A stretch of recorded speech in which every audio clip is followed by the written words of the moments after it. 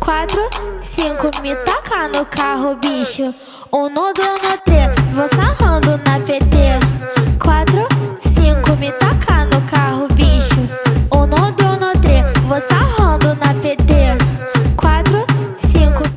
Bim, bim, bim, bim, bim. Hola. Hola, Raton sin cola. We are Welcome back. late night birds. Welcome back. Not late, Fletcher. The thing to emphasize is that we're late night. Remember, this is late night late with the indignant desert birds. So we're like bats. Is that it? We're like bats. Yeah, we're like the birds bats. that hang out at night. This is on purpose. We wanted to come at night. We wanted to come, happy post-Liberation Day. And right. And we want to share a little time with you and talk about things. I know it's been a crazy time. It's been awesome. I mean, we've literally been so excited. It's been a roller coaster. Can we say it's been a roller coaster? Because it has been a roller coaster.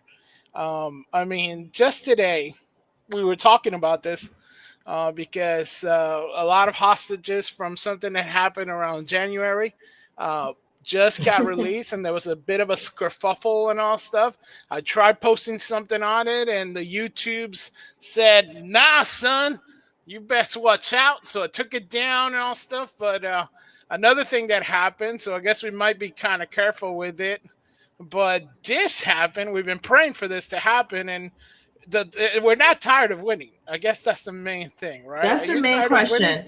We were wondering, we asked ourselves this metaphysical question: are we tired of winning? And we decided that no, we can stand a little bit more winning. We are enjoying all this winning. And Fletcher, thank you so much for researching this story.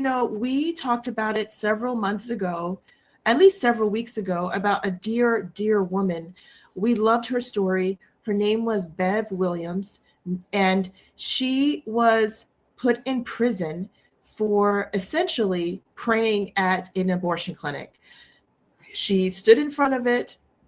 She may have tried to save people from going inside, and somehow that resulted in her being sentenced to prison for about 4 years.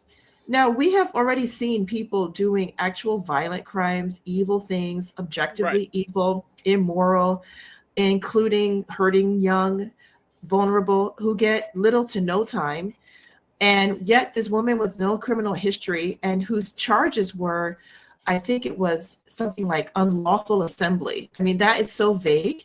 And she was sentenced for that. And she was now, I believe, pardoned, which is what we had asked all of you to please pray for her and to please contribute. She was one of our charities for the month. Yes. And thank you for anyone who helped her or prayed for her or thought good thoughts. And I'm so happy she's on President Trump's radar. My understanding, Fletcher, is that she's one of the ones who was pardoned. I mean, we were going to jump the gun a little bit the other day, and we were going to say something about it because her husband actually said that Beverly Williams is her name, that she was going to be released. He went down. She hasn't been released. And I guess they were waiting for him to sign this one. The hostages that were held and tortured for something that happened around January a few years ago. I like how you're doing that, Fletcher. You like that? I love it. I love it. Yeah, so that was first, and we saw that there was a lot of hit back on that. Some guards were not letting them out and all that stuff. It was a bit of a mess, but it happened. We have like a bunch of videos out there. Go check them out, especially from other people who might not get hit in the same way that it hit. I mean, it was level of zombie apocalypse level of stuff that's happening around that.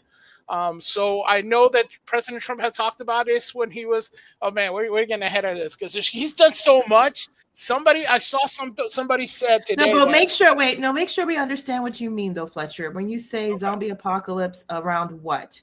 What's been happening? When I say the level of censorship in the big social medias around the hostage situation that happened around January, involving some folks. It's And pretty just big. for- Only some Okay. major channels are able to get away with it, I think. Okay, fair. Thank you, Fletcher, for explaining that to our viewers and listeners. So Fletcher is correct that apparently people have experienced some being struck downs on this platform and others for saying what he has very artfully called a situation that happened in January some years ago, that those people have been allowed out of prison or had their sentences commuted. And so we can't say more than that because we don't want to get struck down too, which is a shame. But you know what? Celebrate, because that is a wonderful promise that President Trump has kept. I think that he's answered it well, that some of these people were literally just onlookers and got caught up. Some may have done more than that. And even those who were the worst of them were not bad enough to have gotten the time that they got compared to what we're doing in the rest of the country with people. So I think that he's completely justified in this. And compared to the people that ex-President Biden pardoned on his way out the door, child deleters, child violators, I don't think any of them is like that. None of them. I think the worst I heard was one may have tasered. I don't even know if that's true or if he was one of the infiltrators in the scene. We know there were some, a police officer. Now that's not good. We don't endorse that here at IDB. But as President Trump said, you know what? They've all done, 4 years about. Right. So, I mean, there's been a lot of stuff on that one. Yeah. Yeah. So we won't talk about it too much. We're really excited about that. You know what, Fletcher? I'm even more excited about the pro-life people. I read about these people.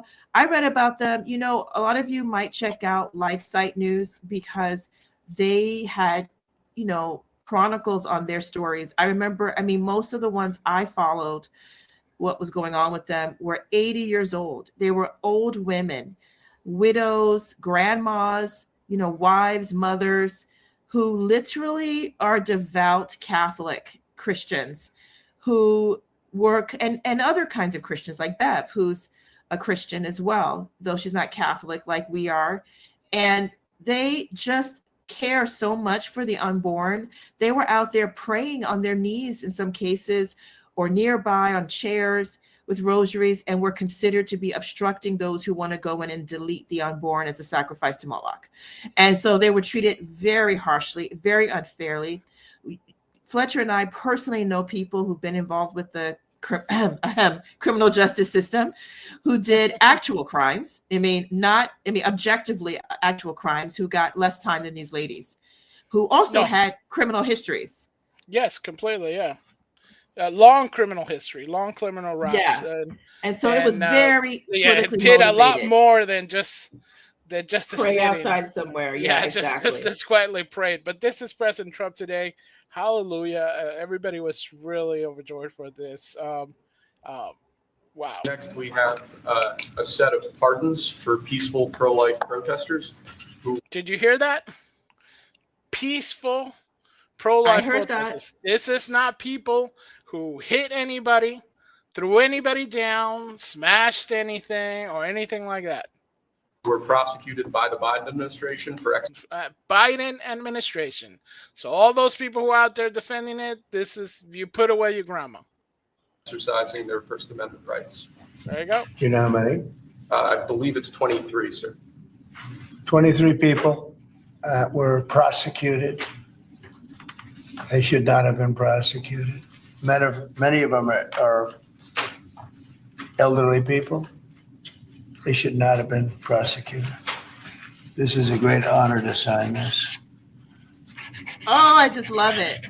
Right? Great honor.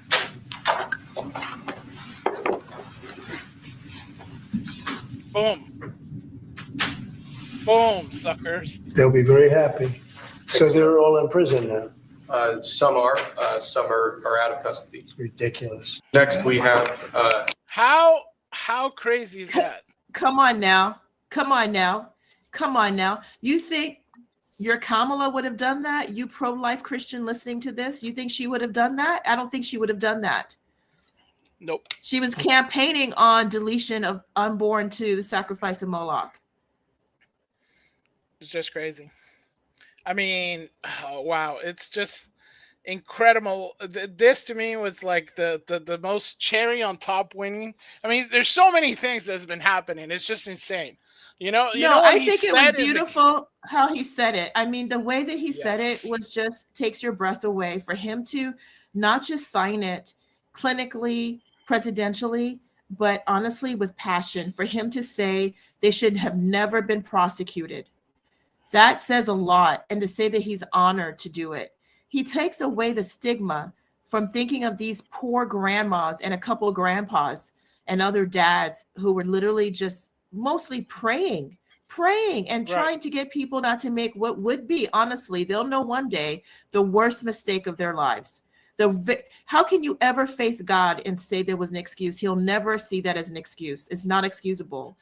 It's forgivable, but it's not excusable. And people are trying to stop you from making that mistake, and you arrest them and prosecute them for what's honestly exercising their First Amendment right. And I love this guy. He's saying they're peaceful pro-life activists, because they're ones that are violent, Fletcher. No, yeah, They were no, not I that. mean, it's nobody's saying that. There's been, I mean, we can't even say some of the things that some people have done. And so at one point you go, hey, this is, you know, this is not that. These are old folks. These are people who were out there praying, like I said, peacefully. I mean, we even saw outrage of stuff like this happen in the UK, which was probably going to start coming here if, thank God Trump won, where you have people silently praying outside, silently praying. And, and this is the weaponization of the three-letter agencies. So thank God for Trump on this, because, it's a huge victory, and we thank God for it to have happened, and for him to defend. I mean, I'm shocked. I do think so, because what do we get by putting elderly people in prison because they're horrified by this great injustice and tragic, really vicious and violent way of ending the life of someone who's young and helpless, and how we all were at one point in that stage.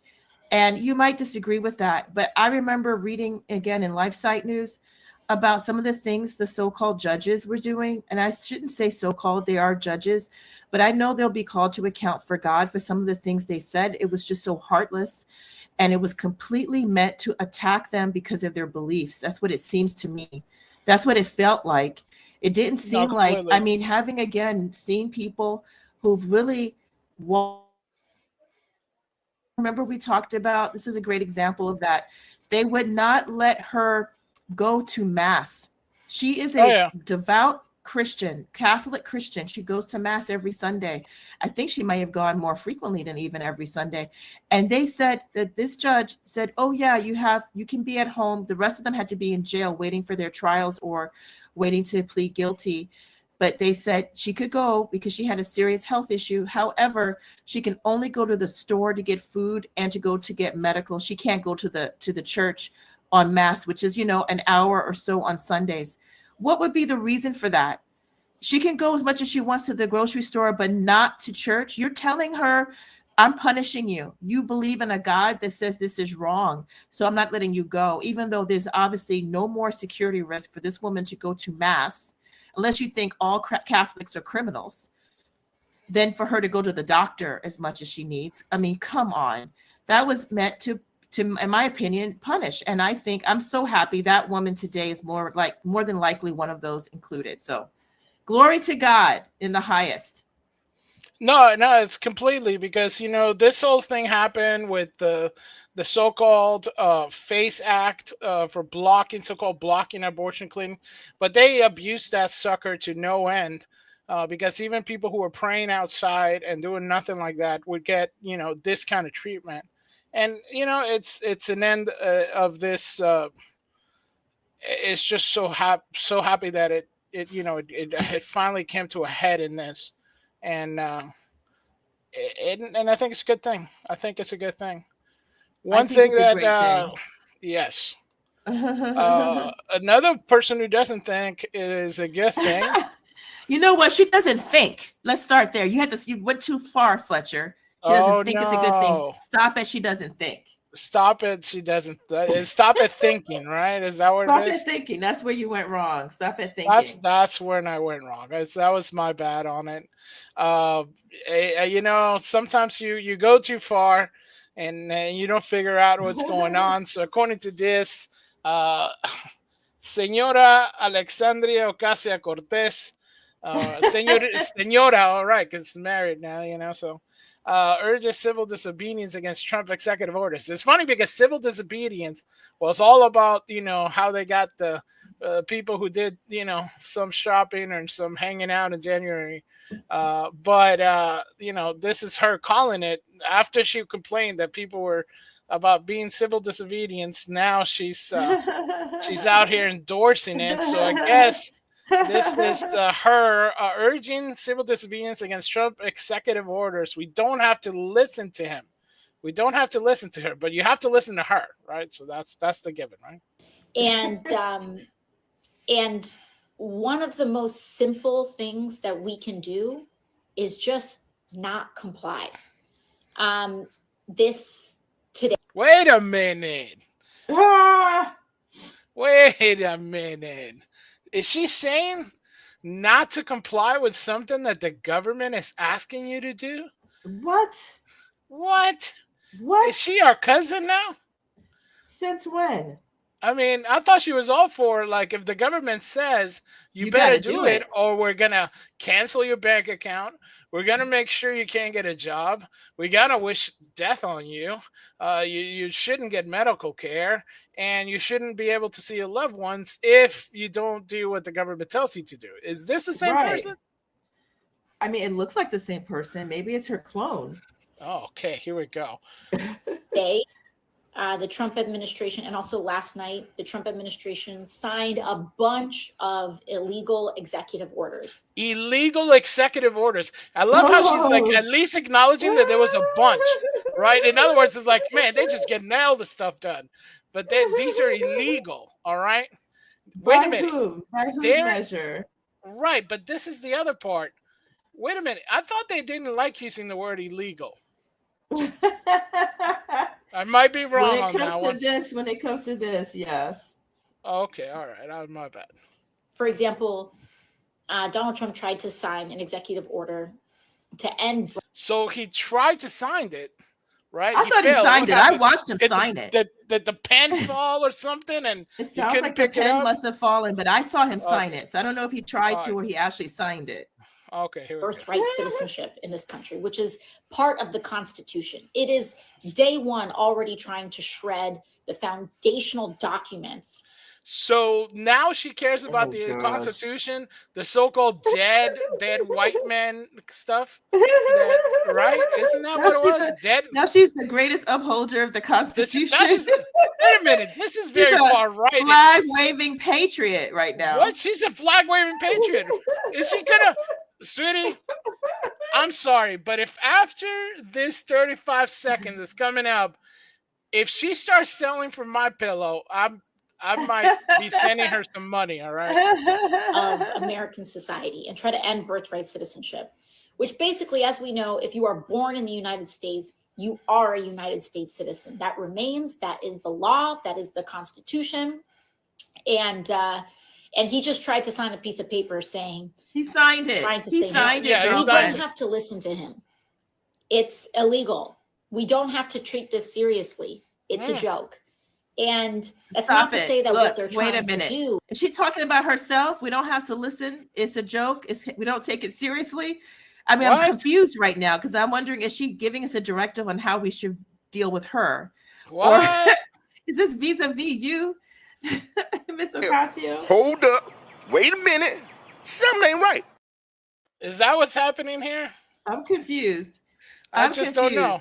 By the way, whose government are we supposed to listen to? If can I just say, isn't she part of the government? My understanding, now I'm not a constitutional law expert, but I have read those who have said that there is nothing in the Constitution that says we have to give someone who comes here temporarily and has a kid who's not a citizen at the time they have this kid and is here illegally, has to be accorded their offspring citizenship. In fact, they say, I've read, that they're not subject to the jurisdiction of the United States, which is what you give, citizenship to the children of those who are in that position.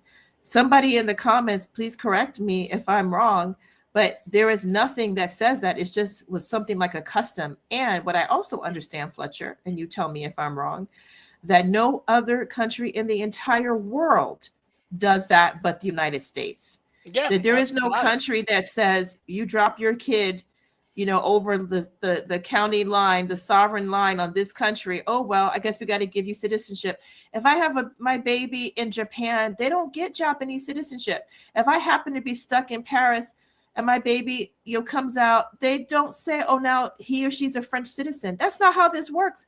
Even in Africa, even, in South America, even places we have ancestral homelands, they don't say, oh, you had your baby here, and you have some connection to here, they get citizenship. There doesn't work that way.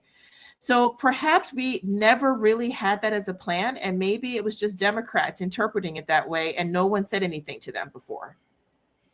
I mean, it could be, but I don't know. Who isn't serious? It is serious, but we should not consent in advance. Oh, And there you go. She's Shouldn't reading. consent.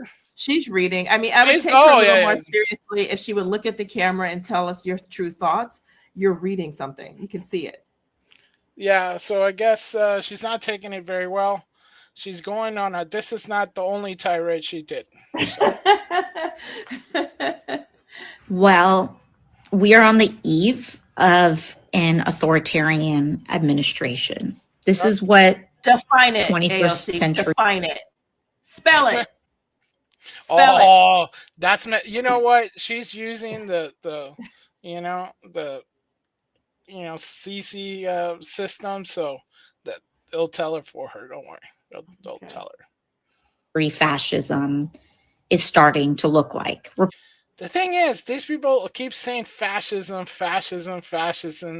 and it feels like all these words, don't mean anything anymore after they keep saying it. Republicans I mean, really we model don't know what it themselves means after.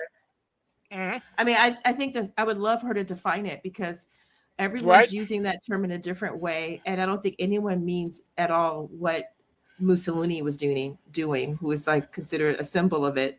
So I don't know what they're talking about. I don't think they do. It's just a great buzzword. I know, because if I remember correctly, I think today President Trump was talking about making sure there's freedom of speech in the United States because it's one of the last bastion of freedom of speech. But through the administration that she's associated with, just administration, they were trying to censor everybody. And I've heard, Yeah, they wanted whole apparently dictator for thing, so- right for private agencies, companies rather like Facebook to not allow people to say certain things that were deemed quote misinformation, right. and that was fine. But President Trump signing something saying the government will not be censoring speech, that's fascist. It's crazy. That's fascist. It's It's fascist. a crazy After world. Orban. And not only that, he's actually signed it in front of a crowd of the people who voted for him. This is the most republic thing I have ever seen in my life. Right. It's the most instead of- transparent. It's transparent. And yet somehow that's authoritarian though, Fletcher. That's what of you course. misunderstand. Yeah. The fact that he's trying to show the people answer questions, which Biden wasn't doing at the end. He wasn't answering Right. questions. He wasn't doing live press release conferences like Trump has been doing while signing and talking at the same time and showing us literally holding it up, saying what he's signing. I remember watching him the night the night of his inauguration when he began signing on that stage in the Capitol Arena. And he was signing things, and he said to the gentleman handing them to him, please say for the people what it is I'm signing, because he's near the microphone at that Right. point. Later, I mean, that's pretty transparent. That's pretty anti-authoritarian. You're You would saying, think, right? I could do this behind closed doors. I don't have to have you there, but I'm going to do it actually in a public setting where anyone can see it who's present, and also it's being recorded live on various news channels, so you can watch it. You can see what's going on. Imagine that. Imagine Right? that he's basically Nero. Hungary. And so you can look to see how Viktor Orban runs Hungary to get a taste of how they will. So right away, she has to attack a Catholic nation with a Catholic government that wants to protect its people. And the biggest reason they have an issue with that is because they said, you know what? We don't want people that are going to come into our country and destroy it or wish harm on it. Right? Or change it. Or change it in any way. We run Hungary here's to the thing. Hungry. I had a girlfriend stop talking to me because I basically did not share her outrage about Prime Minister Viktor Orban of Hungary. Why that has anything to do with us and why she's personally offended is a question left to the ages. I have no idea. She's an American white woman, but she was extremely offended that I didn't share her outrage when she read that Orban was not letting in immigrants. He said neither legal or illegal. He said refugees from very far away countries, right, that are not in Europe. Other countries near to them should take them in. They share similar culture, religion, dress, understanding, history, and so forth. And if we take, refugees from, I don't know, Cote d'Ivoire, Afghanistan, or what have you, that's a very odd thing to bring into our small, very homogeneous nation. And that's somehow racist to her. No, it's right. Why don't the countries right near them step up? Why are they not taking in refugees? Why are they being flown, 10,000 miles to Hungary? He said, no, we're not doing that. And then you change the people we are. Yeah. The rules of being a refugee is like, if you can get to the next country that has asylum, that's it. That's the rules of the refugee. If the next country over is hostile to you, then you can keep going. But by any chance you go from one country to the next, the way that if the Venezuelans go to El Salvador, let's say, they can say, okay, I'm a refugee. But once they cross 5 or 6, 3 countries, 2 countries, guess what?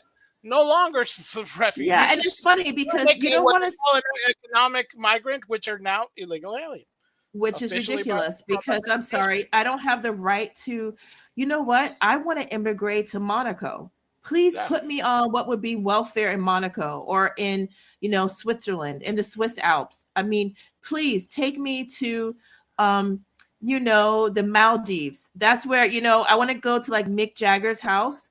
Put me there as an economic migrant. I'm not doing as well as I want to do. See, being a refugee doesn't mean you get to have the very best circumstance. It means that if you're under attack physically, politically, religiously, you get some help to get help from your country. But it doesn't mean, like you say, Fletcher, crossing a whole bunch of other countries to go to Hungary because you really like the fact that it's real nice there. And you can make more money than you can at the other, third world country that's closest to you that will take you in. Try to govern and control media and companies in the United States. Oh, what you guys were doing, huh?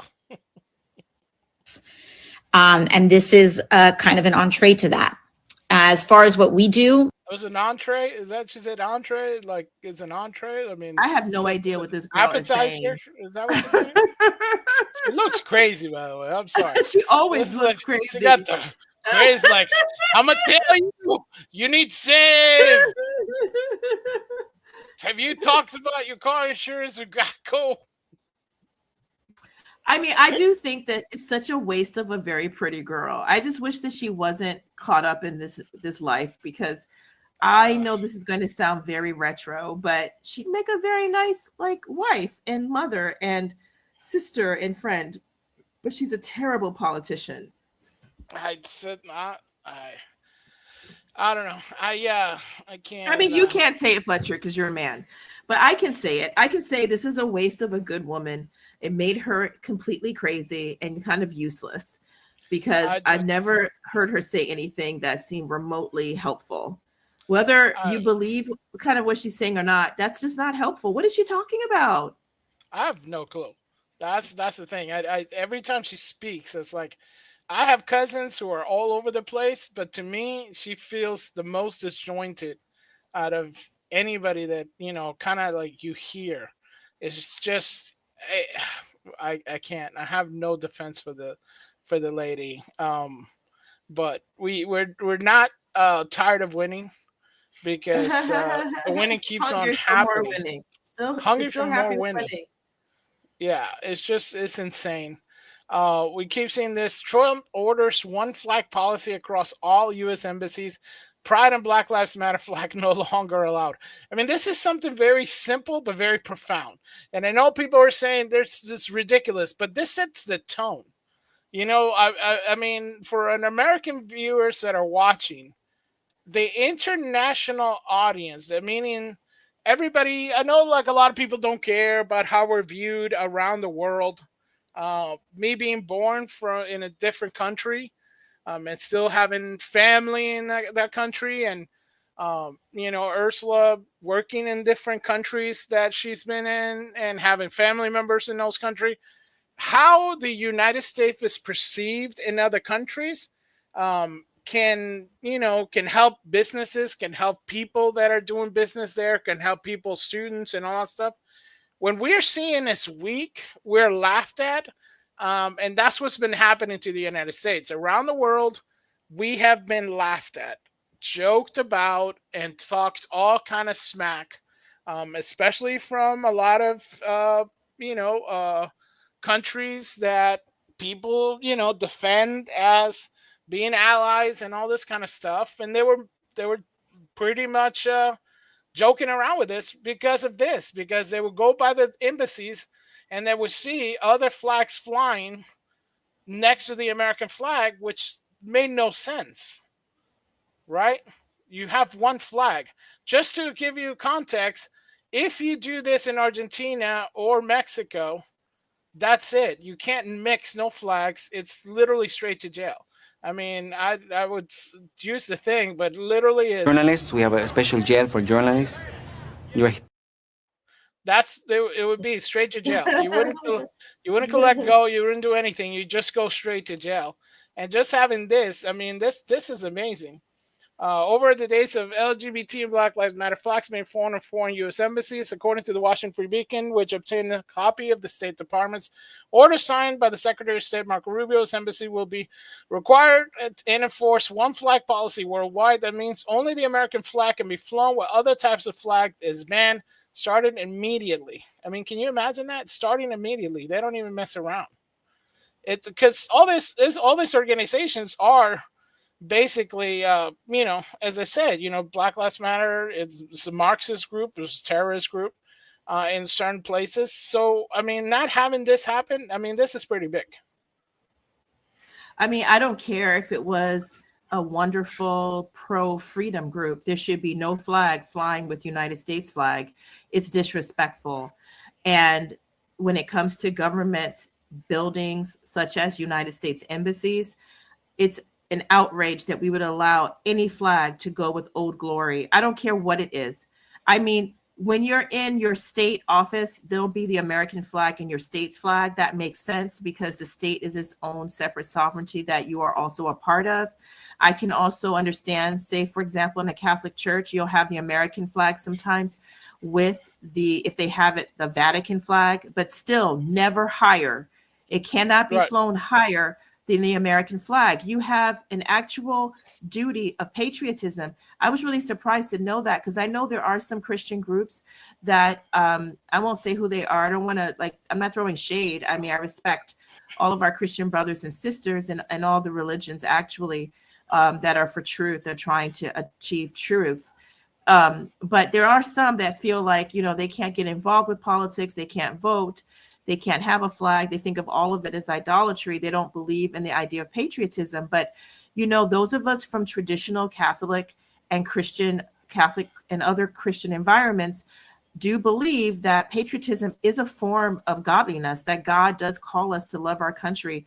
And in fact, I don't know which pope it was who wrote about this, that patriotism is a kind of agape love. It's saying you love for the sake that God gave you this place that he wants you to try to make better, that this is where you are to serve until, God calls you somewhere else.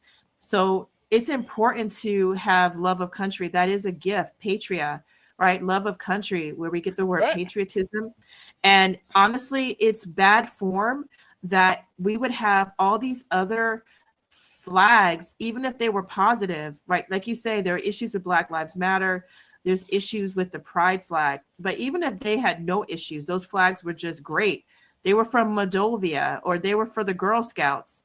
They were something good. I don't want to see them fly with our flag. The flag should stand tall and by itself. This is a great thing to sign. Good for President Trump. Let's stop. And you know what? By doing that, now it doesn't have to be the Satanist club that wants to fly their flag next. Right. Or the feminist, like, it's just, you know what? Nobody's flag but ours. And then you get rid of all this bickering and fighting about, whose flag and when and all this. Imagine that. Imagine doing that. It's called leadership. Called leadership. But a lot of people are not liking the new leadership that's been taking place. I love how the Gateway Pundit doesn't mince words when certain articles are written. Yeah, we're not fans of this. You guys who follow us, who know us, we are not. Sometimes we will show you news articles. It doesn't mean we endorse the newspaper they come from. We're not even saying we endorse the article. It's just a way to kind of prompt conversation and some kind of a centering point, so you know what we're talking about. No, correct. And my view on this, if you are a member of the channel who has followed us for a while, my take on this, because I can't trust Skinny Al Sharpton. I don't know what happened. I still don't even think it's Al Sharpton. I think it's some kind of double, maybe his cousin. He looks weird to me as Skinny Al Sharpton. I want Chubby Al Sharpton back, or even at least fit, like maybe a little bulky Al Sharpton. I'm just saying. I think that's crazy, Fletcher. But I do believe that Fat Al Sharpton did make more sense. I liked some of the ideas, and he definitely went too far in other ways. That whole Tawana Brawley thing was a fiasco, but he did have, it seems to me, a good hustle, a good cause. He was going for some good things, but now I don't know what he's doing. This Skinny Al Sharpton. So he's mad, and I don't blame him. Let's talk about this, Fletcher.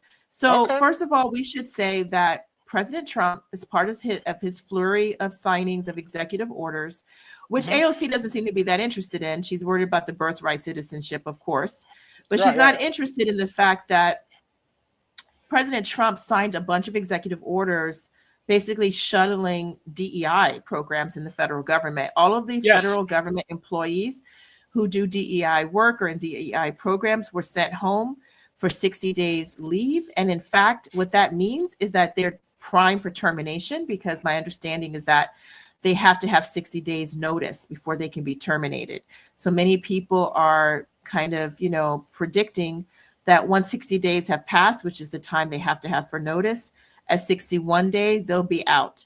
So he's now asking for a boycott of companies that are also on their own. I think predicting, this is where Trump was going to go with things when he came in. And the fact that the tide is really turned on these DEI programs, that we should boycott those places. And I don't know if does he also mean, Fletcher, to boycott like something with the government? Because the government, you can't do anything with the government doing that. Whoa. That's going to be hard, because, you get some of the sweet grants and stuff like that. But I don't know, maybe depends what kind of, a lot of this is like that one movie that, everybody was talking about for a while just because of the meme. What kind of American are you? This is like, what kind of DEI office are you? The kind of DEI office is going to give me money, then it's okay. Maybe I don't mean to besmirch the man. Maybe I'm wrong. But according to this, he's comparing himself to MLK and Rosa Parks. The notorious race grifter Al Sharpton is not happy with the scrapping of DEI programs. Numerous companies, most notably Facebook and Amazon, have scaled back on. They didn't even see cancel. It says scaled back. That's outrageous, right? or scrap their diversity, equity, inclusion initiatives in the wake of Donald Trump's return into the White House. However, Sharpton believes that doing so amounts to major civil rights violations. And how is that a civil rights violation is what I want to know, because basically they're saying, so if we don't have preferential hiring practices, it's a civil right violation. But it's fighting back. Well, I think, I mean, I know we don't want to stay on this too long, but the fact is what he's trying to say is that was a remedy to fight institutionalized bigotry that was in the past. And they, but what I don't get is this, as you say, this was voluntary. These are companies that voluntarily did something, and now they're voluntarily scaling it back. I mean, why would we engage in a boycott of that? I mean, I don't know how many people are interested in that. Let them do whatever. I mean, if they, if they don't want to, I don't know what their DEI programs even entail, but if they are trying to get good with the incoming president who did the same thing in government. These are private companies that Sharpton's talking about, but the government has already signed. I mean, President Trump literally, I watched him sign the executive order scrapping these DEI programs in the government. And so corporations are just doing what they feel is what's in right now. That's what they're going to always do. That's what they always do. I mean, that's the corporation. Really, you're basically stacking what's going to be profitable. How are you going to be able to maximize your profits? Because people pay money for that.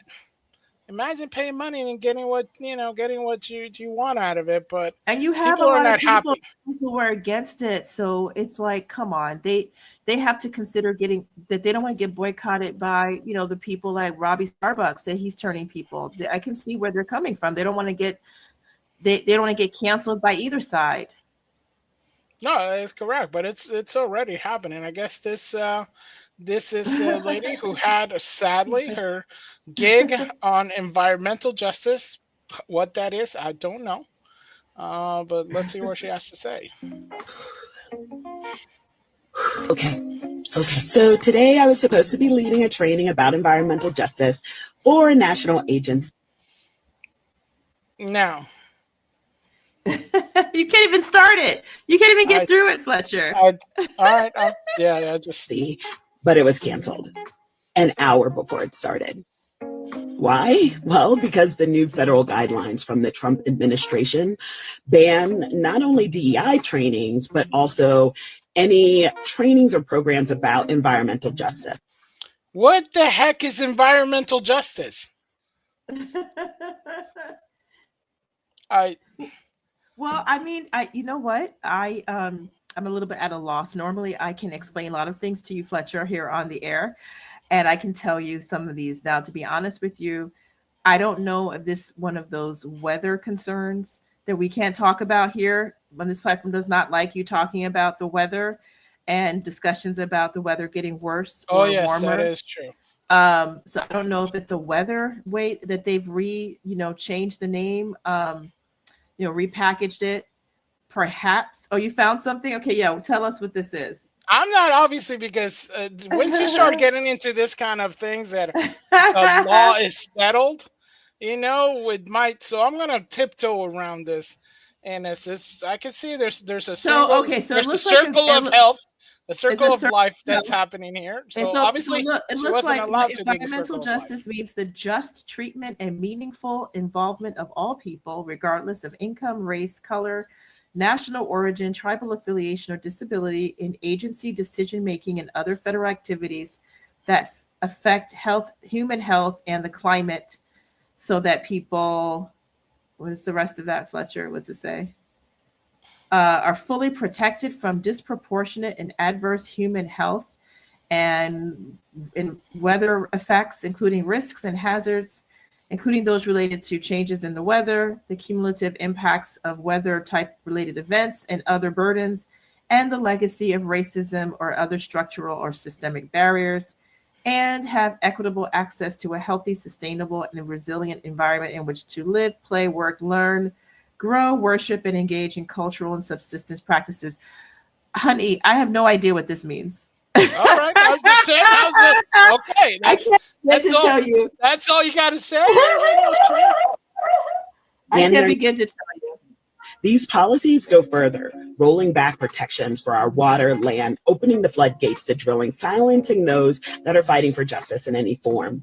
And to make So it's everybody. Everybody. I mean, if you had justice in any form, they're stopping justice. Justice no longer exists.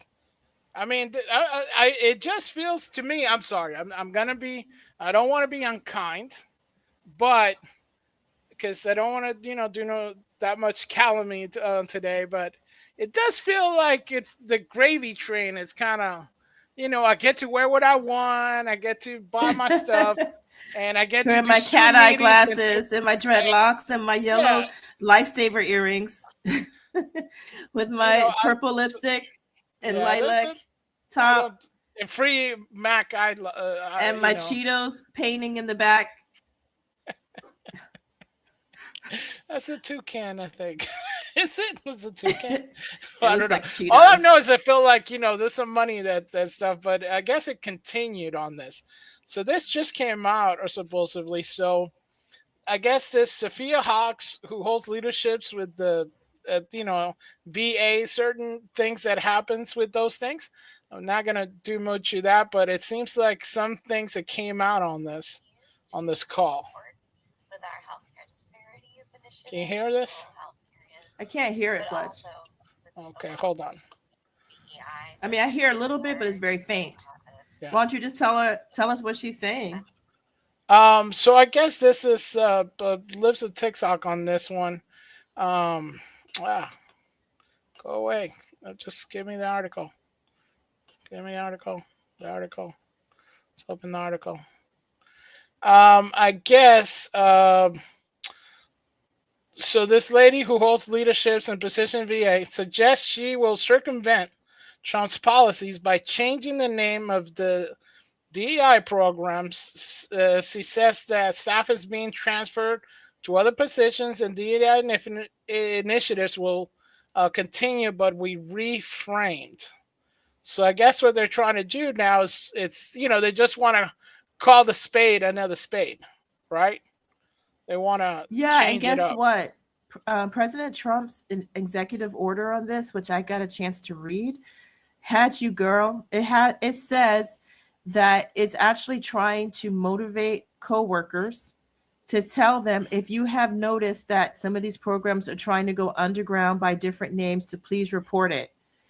That they are trying to ferret out not just the program, but even when they've anticipated that people will try to do these sneaky little things, and that they will, be told that they're going to try. So the government is now saying they're trying to get rid of all of it. If you're trying to change it, they're going to find out, and they're going to, I mean, maybe they'll start to give people money for telling, in which case you'll be like, I'll tell. They called that environmental justice. They called it the right weather action. That's what it's called now. President Trump, you got my money. I would tell. That is funny. No, I guess this is what Mr. Sharpton was replying. Corporations dropping DEI places. If you abandon us, we'll abandon you. So I guess he announces new initiative to identify and boycott companies that abandon diversity, equity, inclusion, as President Trump vows to scrap federal policies, as he scrapped it. So this is, he's basically doing a reverse Robbie Starbucks, right? I guess. I mean, to me, it's just sad because I do have respect for Al Sharpton. I'm probably one of the few who would be sympathetic to our side that does, perhaps. A lot of Black people, Latino people, white people, a lot of us, they don't like Al Sharpton. They say, like the words they used for him on that article we saw. I don't feel that way about him. I think he mostly has come from a sincere place, but this is I think sometimes he isn't sincere, and I don't know if he is this time or not, but what he is outdated. At the end of the day, this is so over. I mean, what he's trying to do is like, it's so over. The young people, they don't care about any of this. I mean, they're on their TikTok, they're on their whatever. They're not trying to boycott because of DEI. I just don't think they are. I don't see any outrage anywhere. I don't know, Fletcher, if you've been looking around.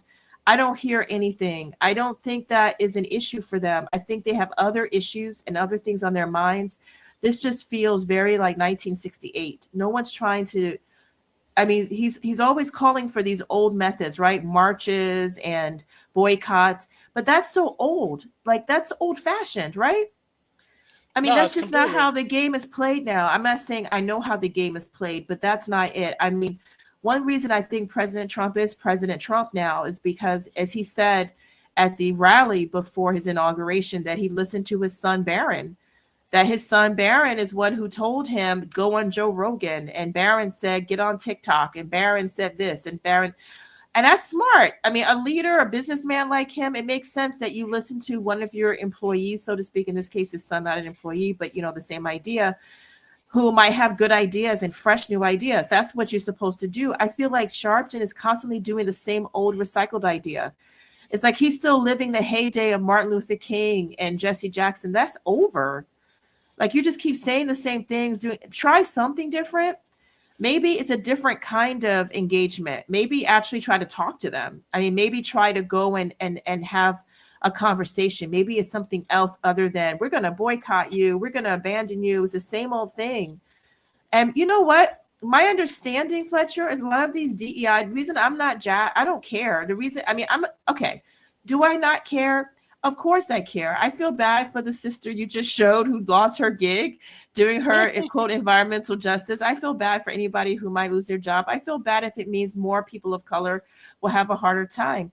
But I don't believe most of those programs were for us anyway. This was just for the very select group of people who can fatten their own wallets saying they're doing something. That's what people should remember. If you're an AOC, she's not a good example. If you are an intelligent person who feels very alarmed by Trump signing all those executive orders, getting rid of DEI, don't feel bad. It wasn't helping you much. It really wasn't about you. It was about cronyism. It was about sinecures, people who get like cushy jobs and just stay in them because, you know, they're quote doing DEI. They're not necessarily reaching out to the poor inner city urban youth, you know, Black, Latino, Asian, or whatever, who are disadvantaged, or poor white kids. They're not doing anything. They're not even helping the Transformers. They're not helping the alphabet people. They're just helping themselves. I mean, from what I can understand, that was a grift, like they said. So here's Sharpton upset about something that I don't think he even really bothered to investigate. It's just crazy, because part of this whole thing is you know what you're doing when you're basically trying to get in the way of people doing business just because you don't like something that they do. And that's fine. That's within your right, because you say, hey, I'm not going to shop at this place because I don't like the ideals of the place. I'm going to shop in the other place because I feel they're most connected to me. That's all fine. And that's what he's doing. And that's, hey, it's a free country. He's able to do it. Right. But in the sense that he is kind of on the back end of this, right? Like you said, he's a little bit of a day late and a dollar short, as the colloquial term, I guess, says, because it's already put to bed. I feel, you know, it's like that's passé. That's, you can call it whatever you want. I mean, that's what I was trying to say. I'm saying that it is passé. It's old methods. And by the way, it's been old methods for 30 years. It's not been the whole idea that people are going to march. I mean, I'm not saying they don't have any effect. Certainly some of those protests have some effect, but they are not what they were back in the 1960s when they did marches on Washington with Martin Luther King. It's just like, or Malcolm X or what have you. I think that time, I'm not saying that couldn't work, but I think that you have to reevaluate how you're going to engage with the people, because one of the things that Martin Luther King seemed to have been good at was trying to change people's minds, right? To change people's opinions about race relations. Right. And I think that was effective what he was doing at the time. For example, that Montgomery bus boycott, that was really very effective at the time. It really was. And it really did apparently make a huge change in the way that Blacks were able to use transportation, to not be at the literally the back of the bus and all of that. But that was then and this is now. Okay. So this is a very different situation. Like you said, Fletcher, you're going from, okay, I can't use facilities or something, to, hey, I'm just going to dial back how we approach this issue of trying to bring equity. And you're going to have a boycott for that. I mean, it's not even clean or clear cut. I mean, it was easy when you're saying, no, Blacks cannot ride the front of this bus. Okay, that's very clear. If you don't respect me, I'm out. But this is very much more complicated, and he's bringing like very simple solutions to a complicated thing.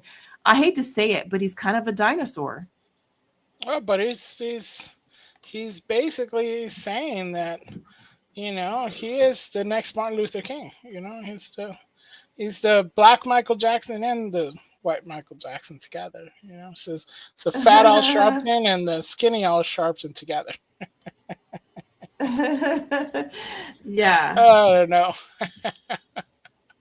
But there are some good people that are leading, I think, part of the new movement out there, right? I mean, there are, you know, people are saying, hey, the ones that are really kind of dialing it in and saying the right things. And this, as you all might know, it's gone around, that liberal bishop lady who was, you might not know, she was doing a service, if one could say that, and she used the pulpit for her own social But media. we're not showing that right now, right? You're showing this brother, right? No, correct. I guess I'm just giving you kind of thing of it. Well, let's go into it. Oh, I see. All right, this is oh, sorry. Here we go. All right, let me set it up a little bit. So basically, Okay. the brother that you just saw, he's off the screen now, it appears, was an invited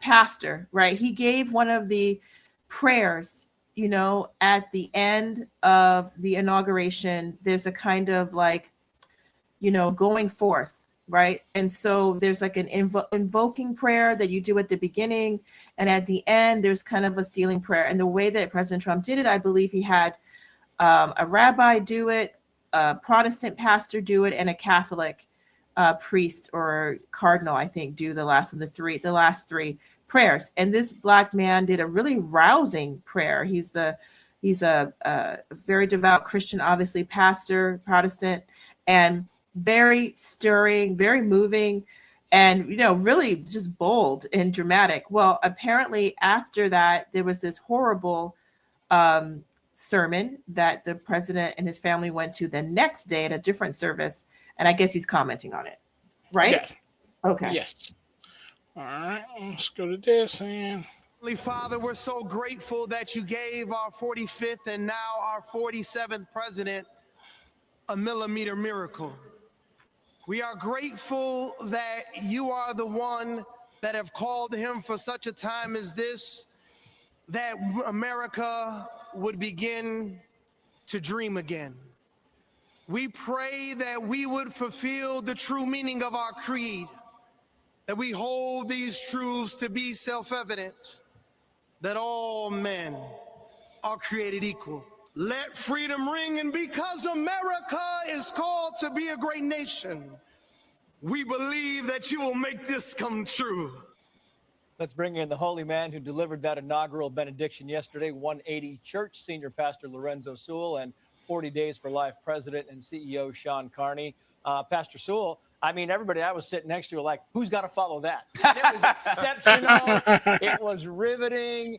It was so good. It was so good. It was really, I mean, it brought tears to people's eyes. I'm wondering very quickly, what were you trying to convey in that message? There have only been two presidents in the history of humanity that had their inaugural and Dr. King's celebration on the same day. all right. Look at I that. didn't know that. That's very I interesting. didn't know that. Yeah, either. Yeah. So that's an interesting thing. Yeah. Let me play Yeah. the ad for a second. But that's something that I didn't know, and that's actually something really nice, right? I mean, Well, I mean, I did get to watch his prayer. It went a long time. It was beautiful, actually, and he did use a lot of Dr. King's words in his prayer from no, Dr. King's yeah, famous speeches. Yeah. yeah. It's kind of like he was honoring, right?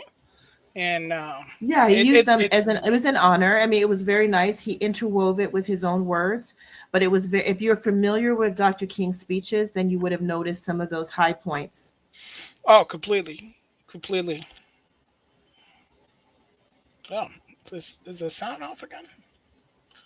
Yeah, sorry. Yeah, I think it's on mute. Yeah, sorry. It's Le Fox News. President Donald J. Trump, I wanted our whole nation to dream again. Yeah, it's amazing. And I also wanted to get this because we're going with the good to the bad. So here it is, because Joy Reid, she cleared MSNBC, had the following to say, and she was directing this to you. Not since Snoop Dogg self-DJ'd for Donald after vowing to roast the blank out of anyone who performed for Trump in 2017 has Black America heaved such a collective sigh of embarrassment and desired so badly today when Lorenzo Sewell performed what some are describing as a minstrel show at the Trump inauguration. What? I mean, You know, the liberals are Miss so Reid hateful. has some bad takes, but this is I've had so many. The funny thing is, I think the majority of Americans don't even know what minstrel shows are anymore. But the fact that she's throwing it out there like this, it's almost like, is this man a puppet? Is what she's trying to But say. no, you know to what? Americans. She's such a. First of all, let's say this. I saw it. I thought it was beautiful. It was moving and stirring. Number 2, she doesn't have to comment. Number 3, most leftists are just miserable, a-religious, anti-religious, heathen, pagan-like people who don't care about God or his church. Number 4, you're right. Minstrel show. Do you even know what that even means? And that's not what that was. What he was doing was a dramatic prayer, which most of us who've gone to actual church, especially Black churches, and especially Black Baptist type churches or Protestant Black churches, which we have in our family, and we have also been to many of them, that is what they sound like. So it's almost like you don't appreciate it and don't understand what you're talking about and are hateful on top of it and feel you have to speak where your opinion wasn't even called for. There you go. I mean, Ursula just said it, and Joy Reid, you are boom, roasted. That's what you are. I mean, that's just uncalled for. Today, what would you say to Joy? Well, what I would say to her is that we all have an opportunity to seek the King of Kings and the Lord of Lords, right? And for us to be able to pray for our amazing president, I would love to pray for her and believe that God can be able to make her dream again too. Yeah, it is really amazing, man. How anybody say it? Anyway, let's move on. I don't think you're an embarrassment. Yo, it was fantastic. You say the inauguration was the biggest pro-faith display in a modern American history. It was. What? I mean, that I'm down with that. Don't you agree? You know what, Fletcher? I had never thought of it because I have seen other inaugurations, but I had not noticed that. I don't think any of them had as much prayer. I don't think any of them had as much honor of God, of being acknowledging him as the supreme. I don't think they have. I'm trying to remember. I mean, I watched Obama's. I didn't get to see Biden's, but I did see others through the years. And right. Clinton's, I saw part of believe, Biden's, and I don't Bush's. remember being this much. I don't think any of them had as much. They all usually have like some kind of invocation of something of some sort, some Yes. kind of recession, I think. But I don't think, I've never seen it be this emphasized.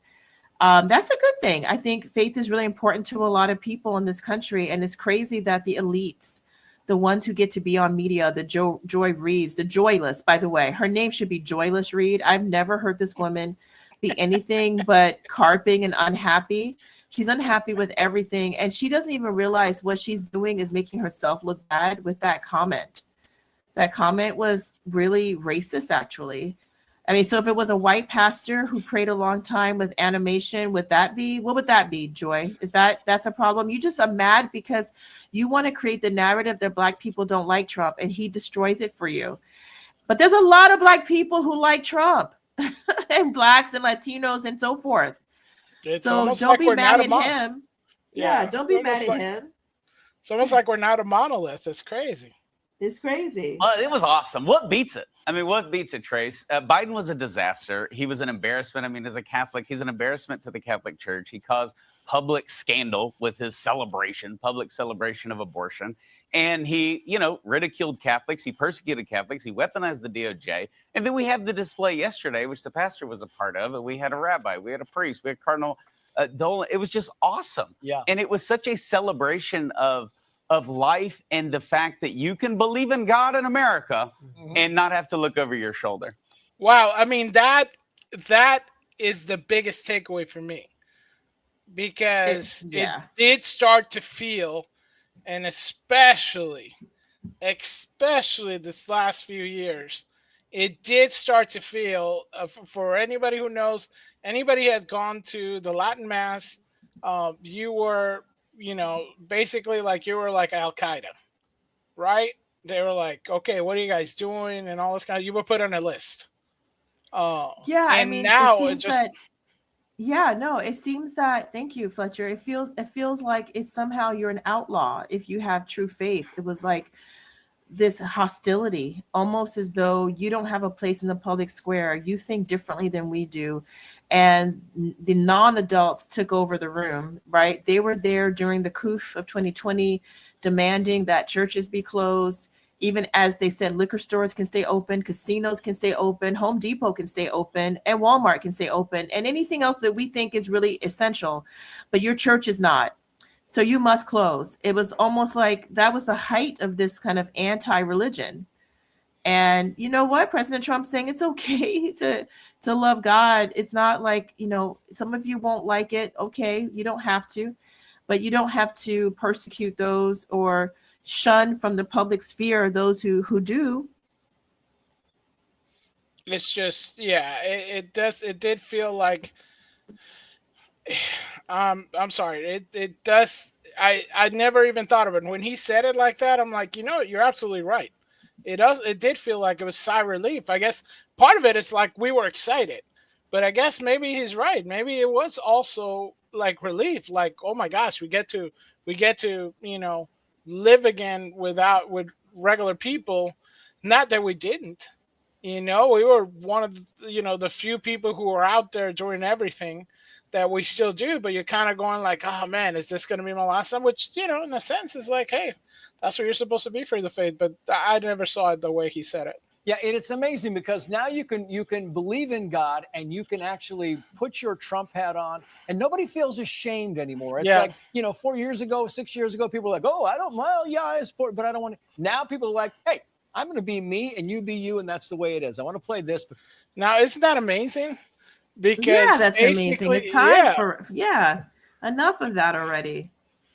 And she's trying to, and I'm mad. I'm still mad at Joy. I'm still stuck there with her because I hadn't heard that, Fletcher. For her to, how does she feel comfortable? Basically trying to put down another human being. Because he has color and he believes something different than you. Who do you think you are? I'm not going to follow you. You don't have a right. And by the way, she's a straight up coward because she didn't even say, oh, he did something like a minstrel. You know what she said? Remember what you just showed us? It says, which some have said, some have likened to. You don't even have the courage to come out yourself and say he's like a minstrel. You show, which for those who don't know, that was a very, very kind of grotesque performance that was usually done with a white man wearing blackface and dancing around as though he were black. Later, I think some black men did it with like darker black paint on top of their skin. And it was really very degrading to blacks. It was meant to be kind of a joke about us. And, oh, you have it right here. Exactly. That was probably a famous actor who did it. And there were, they would, put on, very stereotypical, and enlarge in features of Black people, and then dance around or sing or whatever. So that's what she's saying this. So I'm so happy you showed this, Fletcher. Thank you. So that people who are not aware of what this evil woman, who has been misnamed as Joy Reid, has said about this beautiful Black man who loves God, who's a wonderful speaker. He was mesmerizing. I couldn't stop paying attention to him. I was trying to watch the inauguration while doing other tasks. But when he came on, I'm like, what's happening? I got to hear this. Oh my gosh, he's a beautiful servant of God. I got to pray with him because it was so compelling. And this is what she's saying. He's like, you got to be kidding me. And you don't even say it. You say, well, which some have said. Girl, bye. Right. Yeah, no, I mean, that's what she basically said. She's out there saying soul prayer Doesn't was have the courage. Yeah. It's social media, one thing calling it a minstrel. Social media, who the heck in the social? Once you quote it, just say that you want to say it. But social media, it's in the ether. She doesn't have the courage to do it. It's in the ether. You know what I mean? It's in the ether. That's all it is. It's in the ether. It is. She sees it out there. So of course, I saw it on my Instagram. I saw it on my. It's like, really? So you're saying that this man is this? That this man is a white man? She's so dumb. Put on a black face. It's so ridiculous because, yeah, that's what she's saying. And you know what? Thank you for expressing that. Here's what she doesn't understand. I noticed that of all the people praying, and they really had some good people who were praying. There was a Jewish rabbi, there was a Catholic priest, a Catholic cardinal, very famous Cardinal Dolan, and others. Listen, the one that President Trump seemed to be the most moved by was this brother right here. I saw him, I watched, and it seemed like he was really taking it in. Like, you know what? Thank you, brother, for bringing the fire of God over here. Thank you. You could see that he actually shook his hand. He was so they don't do that with a minstrel performer. What she's mad about is that he was very expressive. He used a lot of the Black culture. There's Black cultural things about how we worship and pray, shouting out, looking up, grand expression. We're not like Quakers, right? We're not like even the tradition. Even if you go to a Black Catholic church, you guys, you may not have been. Some my friends who are longtime Catholics, I have taken them to places where there's mostly Blacks at the Catholic church, and they do the same thing. And they're shocked. They're like, what, is this really a Catholic church? I'm like, yeah. They're like, you sure it's not a Baptist? It's not. It's part of the diocese. It's Catholic. It's still the one true faith. We're in the same place together, but these are some cultural expressions. So, Joy, you're ashamed of being Black. How about we just be honest? I always say that. You're ashamed of being Black with your little blonde because you're hair. afraid for him to be Black. It's actually with her blonde hair. Exactly, Barbie wannabe. Yeah. You're ashamed. You're self-hating Black woman. You're ashamed of being Black, and therefore the fact that he was traditionally Black. There's no different. The sermon we heard from him, his prayer is one you would have heard in many, many churches that Sunday. Many, many churches that with Black people of any denomination would look and sound like that. That was what I grew up with, a pastor that sounded like that as well. They're in Catholic churches, Methodist churches, Baptist churches, Holiness churches, Pentecostal churches, Episcopalian churches. That is how we got those traditions from our cultural backgrounds. And she is mad because he's doing it in front of white people. So tell me you're ashamed of being Black without telling me you're ashamed of being Black. We're not ashamed of being Black, Joy. We're okay being Black in front of white people. See, the thing is, what's so ashamed, what's so afraid, sad for her, Fletcher? She so wants to be accepted by whites. She's so racist. She keeps talking badly about white people, but in fact, she worships them. She wants them to accept her. And she thinks he stands out too much as Black at this white event where he's the only one being this expressive. So she's embarrassed. Because she wants to be respectable to white people. Well, guess what? Some of us don't care. We're just going to be us. We're just going to be us. And guess what? Trump said, be you. So she's basically saying this person, I mean, God bless Pastor Lorenzo, and he's trying to act up for the She's for saying the he's trying to whites act and up for stuff. the white man. When you know that's the exact same way. Listen, if she had good intel, you know what? Bring receipts, Joy Reid. Bring receipts, because There you if go. you had been to this man's church, wherever he is a pastor, I don't know if it was Arizona or where he is. If you have been to his church, say 3 occasions, right? You got to go to a church 3 times to really know what's going on. That's what people say. So you've been to his church 3 times, and he never in three times he was there on the dais in the pulpit, he never preached with his hands up like that. He never prayed like that with full-throated enthusiasm, shouting to his lungs, saying songs, talking about things in a strong manner. You never saw that. When you went to his church, he just said, "Okay, everybody, welcome to the church and God bless you." But then he got in front of white people and did this. Okay, you might have a point. Okay, he's performing. But if this is how he normally is, and he goes and does what he normally does because he was invited to be who he is and share who he is, why are you mad at him for being? It's like Black people can't win for losing. Do you know, Fletcher, one time somebody I read, and I hate to say this, but I will say it, that Black chef who was like a pastry chef, and then she blew up on Top Chef. I think her name is Carla. Oh yeah. Somebody was saying, they were saying, oh, she's basically like Aunt Jemima. She's basically like, a mammy figure. She's up there just performing for white people, and she's not authentic. I'm like, wait a minute. I've watched her for a long time.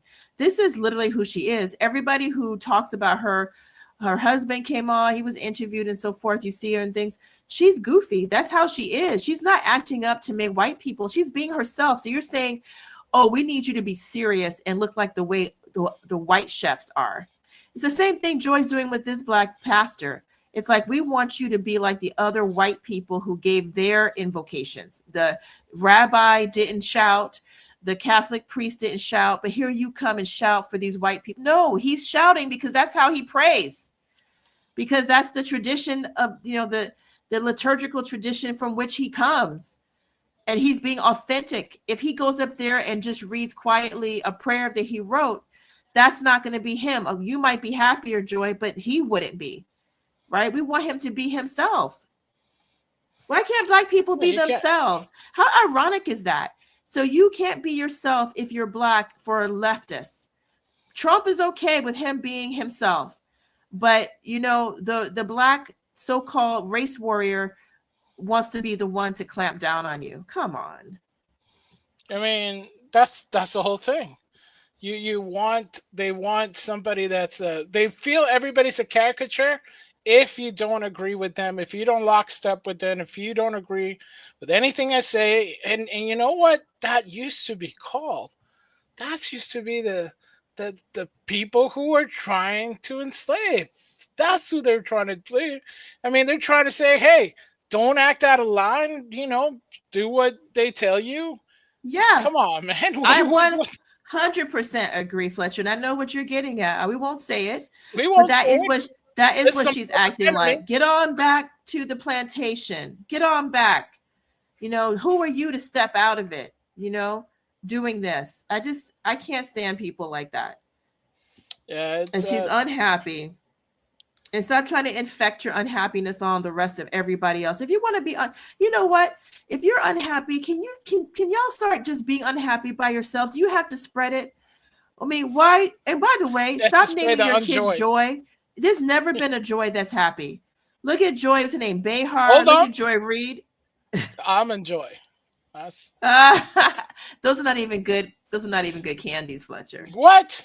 Now you're in right. Cathedral. This was the bishop. Her name is Marianne Edgar Budd, and she said this during today's service. There are gay, lesbian, and transgender children in Democratic, Republican, and independent families. I'm just going to go out on a limb and say this lady is vegan also. I'm just throwing it out there. Some who fear for their lives. And the people who pick our crops. Pastor Sewell, it seems. Yeah, I mean, the people who pick our crops, That's what, as a legal immigrant who had to go through the system, that's what I want to be known, right? I pick crops. I can assure you that the only crops that I picked recently is the ones my wife had me, to go on an adventure to pick. You But picked we your had to fork pay up them. from the plate. That's the crop you picked. The salad you shoveled into your mouth at dinner is the crop you picked. That's a hard crop to pick. It's like she was apparently, she knew the crowd. What? Go ahead. I mean, come on. Oh, we got Lady Jen in the house. Look at it. Oh, Lady Jen's here? Oh, look, King and Queen. What did I miss? I'm so happy to see you. Oh, I'm happy. Thank you, Lady Jen. Yeah, she was asking if she thought we were going to go on. I said, I don't know. Because at the time you were having your Zoom meeting and I was kind of working late and we were like, but hey. Oh my gosh, you met Lady Jen. We talked about that beautiful Black man who was giving a great prayer at the inauguration. Apparently, Joy Reid thinks that he was basically a minstrel show. We talked about how Al Sharpton wants to basically turn back time and pretend like it's the 1960s again. He wants to be and boycott places because they want to make, changes to their own corporate structures about DEI policies. We talked about being tired of winning, but then, we're going to come back and feel better and continue to win more with Trump. And what else? I think that's about it. No, it's a few things. And of course, the pro-life people being pardoned. We're really happy about that. Yeah, we're really happy. That's a shine. But yeah, she's not a bishop. She's no, she is a bishop. Yeah, but she's for what? What the She's heck? a It's one of bishop. these play I don't know churches how. that are not- I agree. I was like, what the heck, bishop, and how is she a bishop? So there was some confusion from what I've read online. Some people thought she was Catholic. So let's just be clear for everyone listening. Right. The Catholic Church does not ordain women as priests. And you have to be a priest before you can become a bishop. None of them are women in our church. Now, there are some denominations of other Christian places that have female priests and bishops, and one of them is the Episcopalians. I think they're one of the few. And apparently she is one. I don't know how she's one, because even for a church that ordains women and that has them go to, and some places might ordain women, but not to be as high as a bishop, which is the highest rank. Usually you oversee other pastors in all different parish churches and so forth. But even if they do, how does she get to be there? She's so lacking in good common sense, wisdom, prudence, judgment. Obviously, I mean, it's evident. I'm not calling her out, Lord. Don't be mad at me. This is evident on display. You are in front of the president and you decide to basically show off and make everyone, uncomfortable, as opposed to doing what you're supposed to do, which is proclaim the word of God. It's not a town hall. I mean, you're not there to lecture. You're there to preach. That's what your job is. Yeah, it was unfortunate at the least, if we shall say. And but, we started showing the brother because he said it was theological malpractice. Are we going to still show that, Fletcher? Or are we going to go over to her now? No. Let's see what he says. Apparently trying to score some points there. Absolutely. I mean, it was theological malpractice. I love that. It's theological malpractice.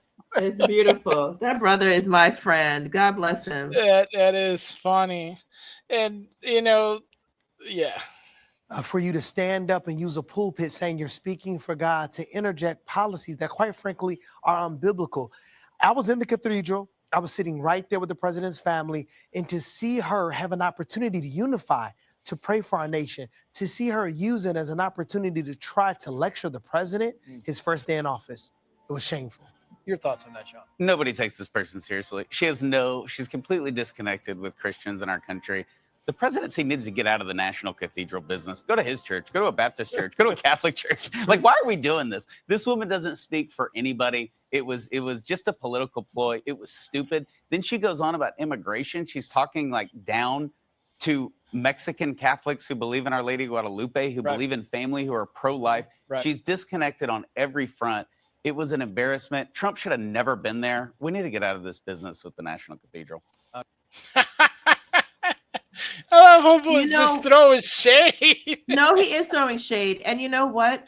She has made her, I don't know if people prior to her diatribe took her seriously or not, but I do believe that after that terrible display, even though some people are congratulating her, I think she has made herself irrelevant. I do believe that people won't take her seriously. I think she had her 15 minutes and she's going to feel really, really sad and empty over it if that's what she cleaves to, because I do believe it will be over. I don't think that she had her shot. She took it and she missed. I don't think it worked. And I love what Lady Jen says here. Wait, hold on. What Lady Jen says, she was also delivering backhanded compliments. Who's gonna pick our crops? Talk about entitlement. You're so correct. I was so embarrassed. You know what, Fletcher? It was cringy for her to say, who's gonna clean the plate after we eat our food? It's so gross. Yeah. You could, if you want to honor people, you don't speak about them that way. You could have said it differently. You could have said, you know what? We have these great workers. They work in restaurants. You know, they work in growing our food. But instead, who's gonna pick our crops? The way you talk about these people, about our people, is so disgusting. Yeah, there's a disconnect. It's such a disconnect. You're supposedly, trying to lobby for us. You make them sound like they're like really low creatures. It was so cringy. It was embarrassing, and it had no place at that time. You know, being wise means knowing there's a time and place for everything. It was so childish. It would be like those kids in high school who want to get a chance to say speeches so they can get up there and then, show off and do something that's going to embarrass their parents and the administration and make them feel sorry they let you have a chance to speak because you can't be trusted, which is the reason why now, before you can give a speech, before I gave my speech in my high school, I had to give a copy of it to the teachers because they're used to people acting juvenile.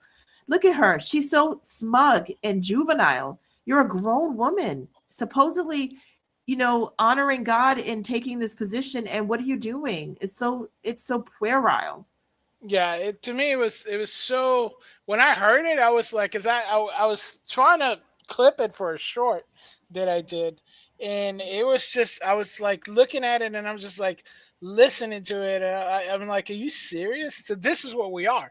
Because even on X, I saw like some cartoonists, they're going up about immigration and all that. And to them, we're just like cooks and maids. And you're like, are you serious? Is this all we are? But the way you said it, it was perfect.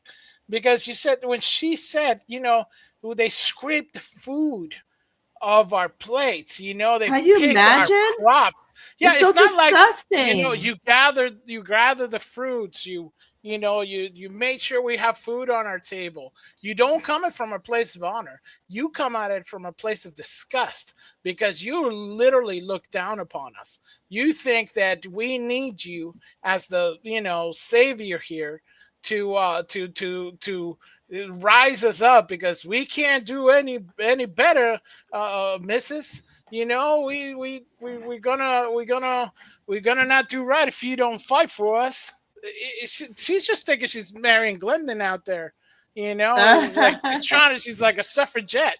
She's like, I think this lady, either she puts a collar on and later on she just, binge watches, The Handmaid's Tale or something. I mean, come on.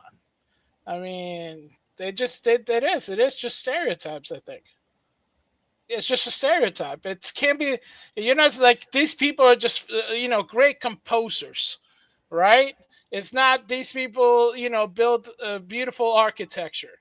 There's not, where's that? No, it's always the same. Who's going to make our rooms? Who's going to clean our plates? Come on, son. I mean, it's so degrading. But let's hear it. It is degrading. It is degrading, and it's smug, entitled, stereotypical nonsense. Look at her face. She has look at her. She's so self-satisfied. I've never seen somebody with that kind of self-satisfied, self-congratulatory face and grin.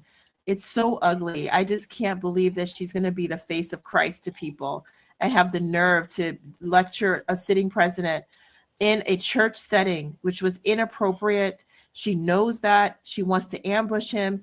And you think that's going to change anything?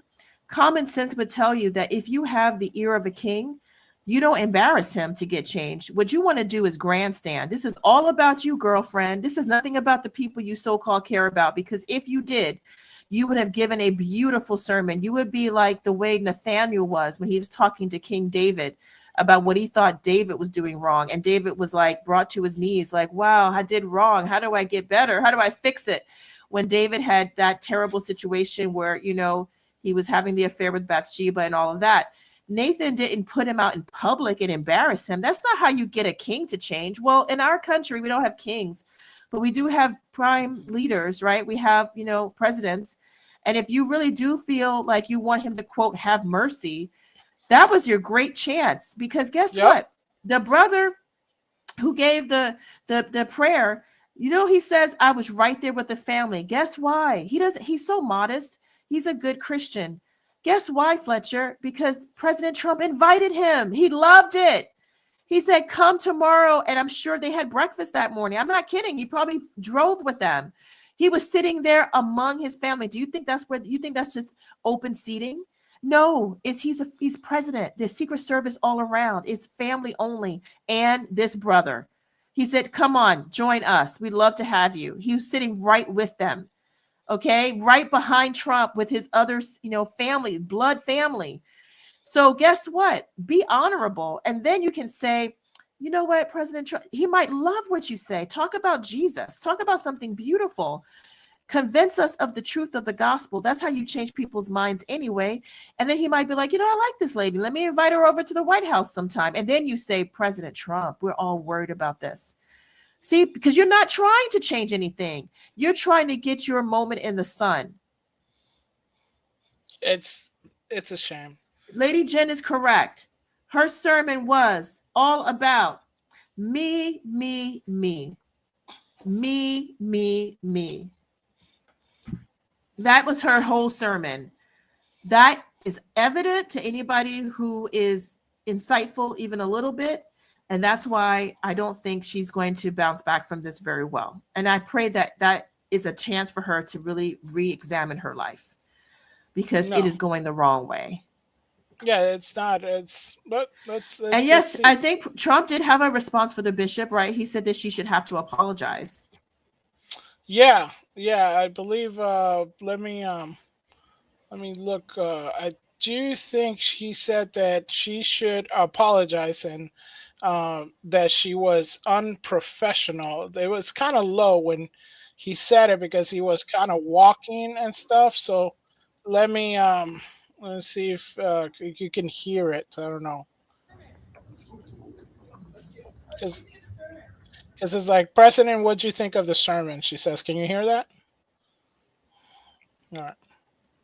I don't really hear it, but you can always just tell us what it. Oh. What did you think? You like it? You find it exciting? Not too exciting, was it? It's not too excited, was it? Thank you very much. Thank you, press. Thank you, press. And you would think in this day and age they would have better microphones, right? Yeah, you can tell us. I think she was just asking what did he think of the sermon, right? Right. He thought like, what'd you think of the sermon? And then he's like, what did you think?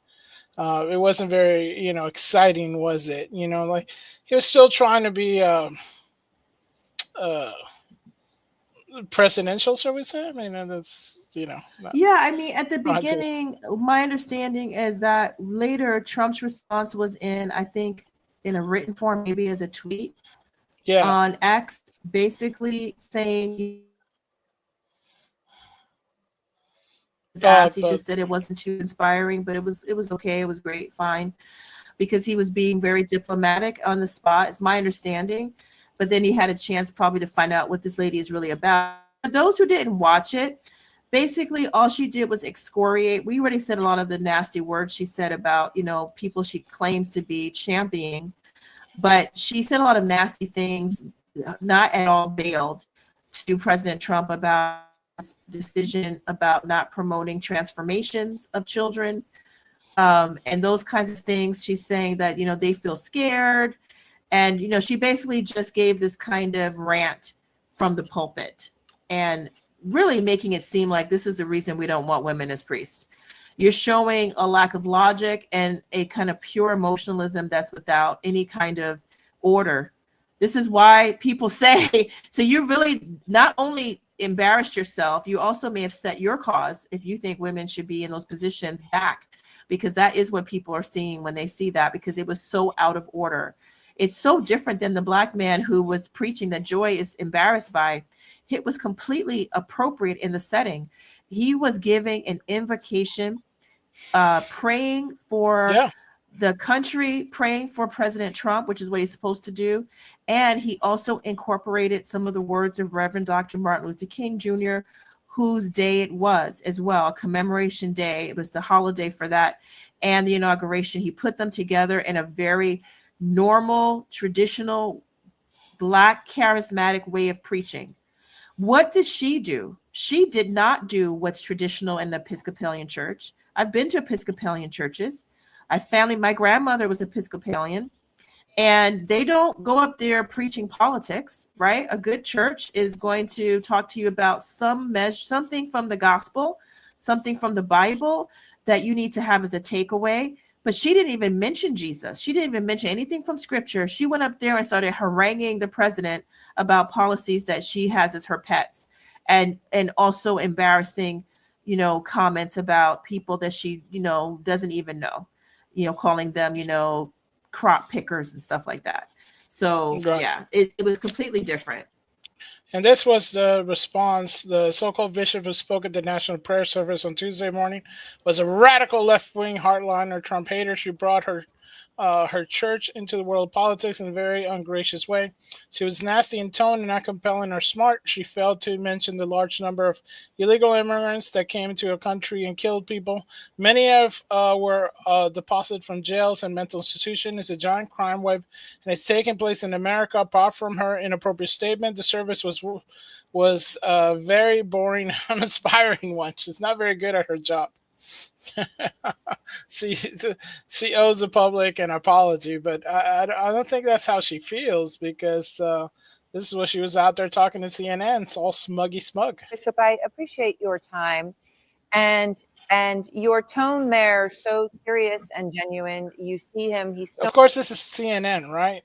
So oh my gosh, CNN is so— I won't, if I say what Joy. I feel about it, we're gonna be in trouble, so I won't say. Is this lady named Joy too? Because this is actually— he's actually expressing joy. Stone faced, he then looks down, but he's listening to every word you say as you made that personal plea to him. Well, at least it was a personal thing, right? I mean, it's her person. It's all like Lady Jen said, it's all me. What were you looking at him in that moment? What kind of response were you perhaps hoping for in that moment? I was looking at the president because I was speaking directly to him. I was also, frankly, as you do in every sermon, speaking to everyone who was listening through that one-on-one conversation with the president, reminding us all that in the people that are frightened in our country, the two groups of people that I mentioned are our fellow human beings, and that they have been portrayed in all throughout the political campaign in the harshest of lights. That kind of like what you said. Right. I wanted to count. Of course, not me. I didn't say nothing wrong. I just mean, the poor little people. All right. Counter as gently as I could with a reminder of their humanity and their place in our wider community. And I was speaking to the president. Oh, thank you for reminding us, Master, that we have humanity. Thank you so much. Because you know what? No one thought we were human before you got up there and said anything. Reminding us of the humanity. Wow. When was we humans? We ain't. And she's so crazy because we all know that President Trump is not trying to take the people cleaning the food off the plates, as she puts it. He's looking for those who are violent criminals who are big problems, like he said, who've been emptied from jails from other countries and from the insane asylums. We want those people gone. That she's being disingenuous. We have to be reminded of humanity. These are people who've shown no humanity. President Trump clearly is going after, he's mentioned it many times, the ones like, from the gang from Venezuela, from, the ones who like killed that poor little girl and the other lady. And so many of them, you can't even keep all their names straight. Jocelyn Nungare, may God rest her soul. For Laken Riley, God rest her soul, and the many others. We're not even going there yet. They are taking jobs and opportunities away from a lot of people, including a lot of Black and Latino people who are from here and from their children. In New York, it's crazy. They can't even have after school programs because they needed those places to house, quote, migrants. And these kids don't have the same examples, of opportunities, I should say, that they had before to grow up safe and healthy. So come on, stop it already. You're just talking trash. No, but I do want to know. I want to let everyone know that we did have part of, the Trump administration has cleared a lot of things up with the Latino community. Me being part of the Latino Hispanic community, did get some special, essence crystals sent to me and information because we got this officially from the Trump administration because Barron Trump, who is pivotal to having President Trump be elected by getting the youth vote, and he has officially stated to his father that please, we're gonna keep Big Booty Latinas. That is official. Just letting you know. Just Fletcher, that is in poor taste. Is it? All right. Fletcher, I like the one where it does seem to be Trump writing a tweet saying, thick Latinas will not be deported. Thick Latinas, you're thick, you're Latina, you ain't going to be deported. Thank you, Sir Dark Woods. We have Sir Dark Woods tonight. First of all, they aren't supposed to be sexual. They're in the church. Why is she a, quote, lesbian? I agree. I thought she was giving me those kind of vibes. People have said they don't know if she is. She's definitely giving that vibe, though, because I heard she was married to a man. I guess you have to clarify that today. What? I don't know, though, because she is giving me, that's the word on the street that she's married. I don't know if it's one of those marriages for convenience or whatever because of the church, but she is giving me those vibes because, it seems that, the haircut, the look, the fact that she wants to be a bishop, like she's trying to take on that very masculinist role. I don't know. It's kind of weird. But the fact is, it was still kind of like what Sir Darkwood says. She's being sexual in the church because why are you talking about transforming children up there? Right. To show mercy to those who are alphabet. Yeah. Why are you talking about orientation of things like that up there? This is not the time. Yeah, no. Yeah, you're this. It's just, there used to be a time when we had I had this because we have a lot of friends who are in the community, the L's and the B, the LG and the B, it's the rest of the alphabets. All our friends who are in that community, they don't agree with none of that rest of the stuff that's going on. Right? They don't agree with none of this. There's no transforming children, right? And that's the thing. She's saying she's pro transforming these children, and it's sad. What Lady Jen says, the side that is pro transforming children is the same side that has had fear mongering used against them by that same side to transform their kids. It's a cycle of deception and delusions, and it's true. This so-called priest is up there, bishop, confusing the issues when in fact you already now have a documentary. We didn't get a chance to finish watching it on the whole issue of children who have been transformed and who really regret it and were really taken advantage of. They were young and don't know a lot about life or their own feelings, their emotions. Their cognitive powers are not where they could be. They're still kids, right? Your brain is not even fully formed until you're like 20. the studies show. And, you know, here you are making them make these decisions. Sometimes they were forced into them. Sometimes they were tricked or cajoled or just manipulated, right? Because they feel unhappy. They're told this will make you happy. And so, okay. And then find out, no, it's worse and it's not real. So she's doing something very evil up there. And you know what? I mean, come on. It's crazy. Yeah. It's just insane. Yeah. Totally. So anyway. And in the same vibes that is like, yeah. Yeah, I got it. Yeah, Lady Jen, we got you. Yeah. Yeah. Yeah. The vegan L vibes. She's definitely a vegan. That's what I'm getting from her. And Sir Woods talks about, oh, sorry, go ahead. No, go ahead. No, he was just saying there were a lot of grateful Spanish people when the U.S. took California. That's correct. Oh, yeah. Same with Texas. I mean, if people are wanting to live here under our laws, it's not about race. Mexican is a nationality, not a race. I keep having to remind people of this. It's so true.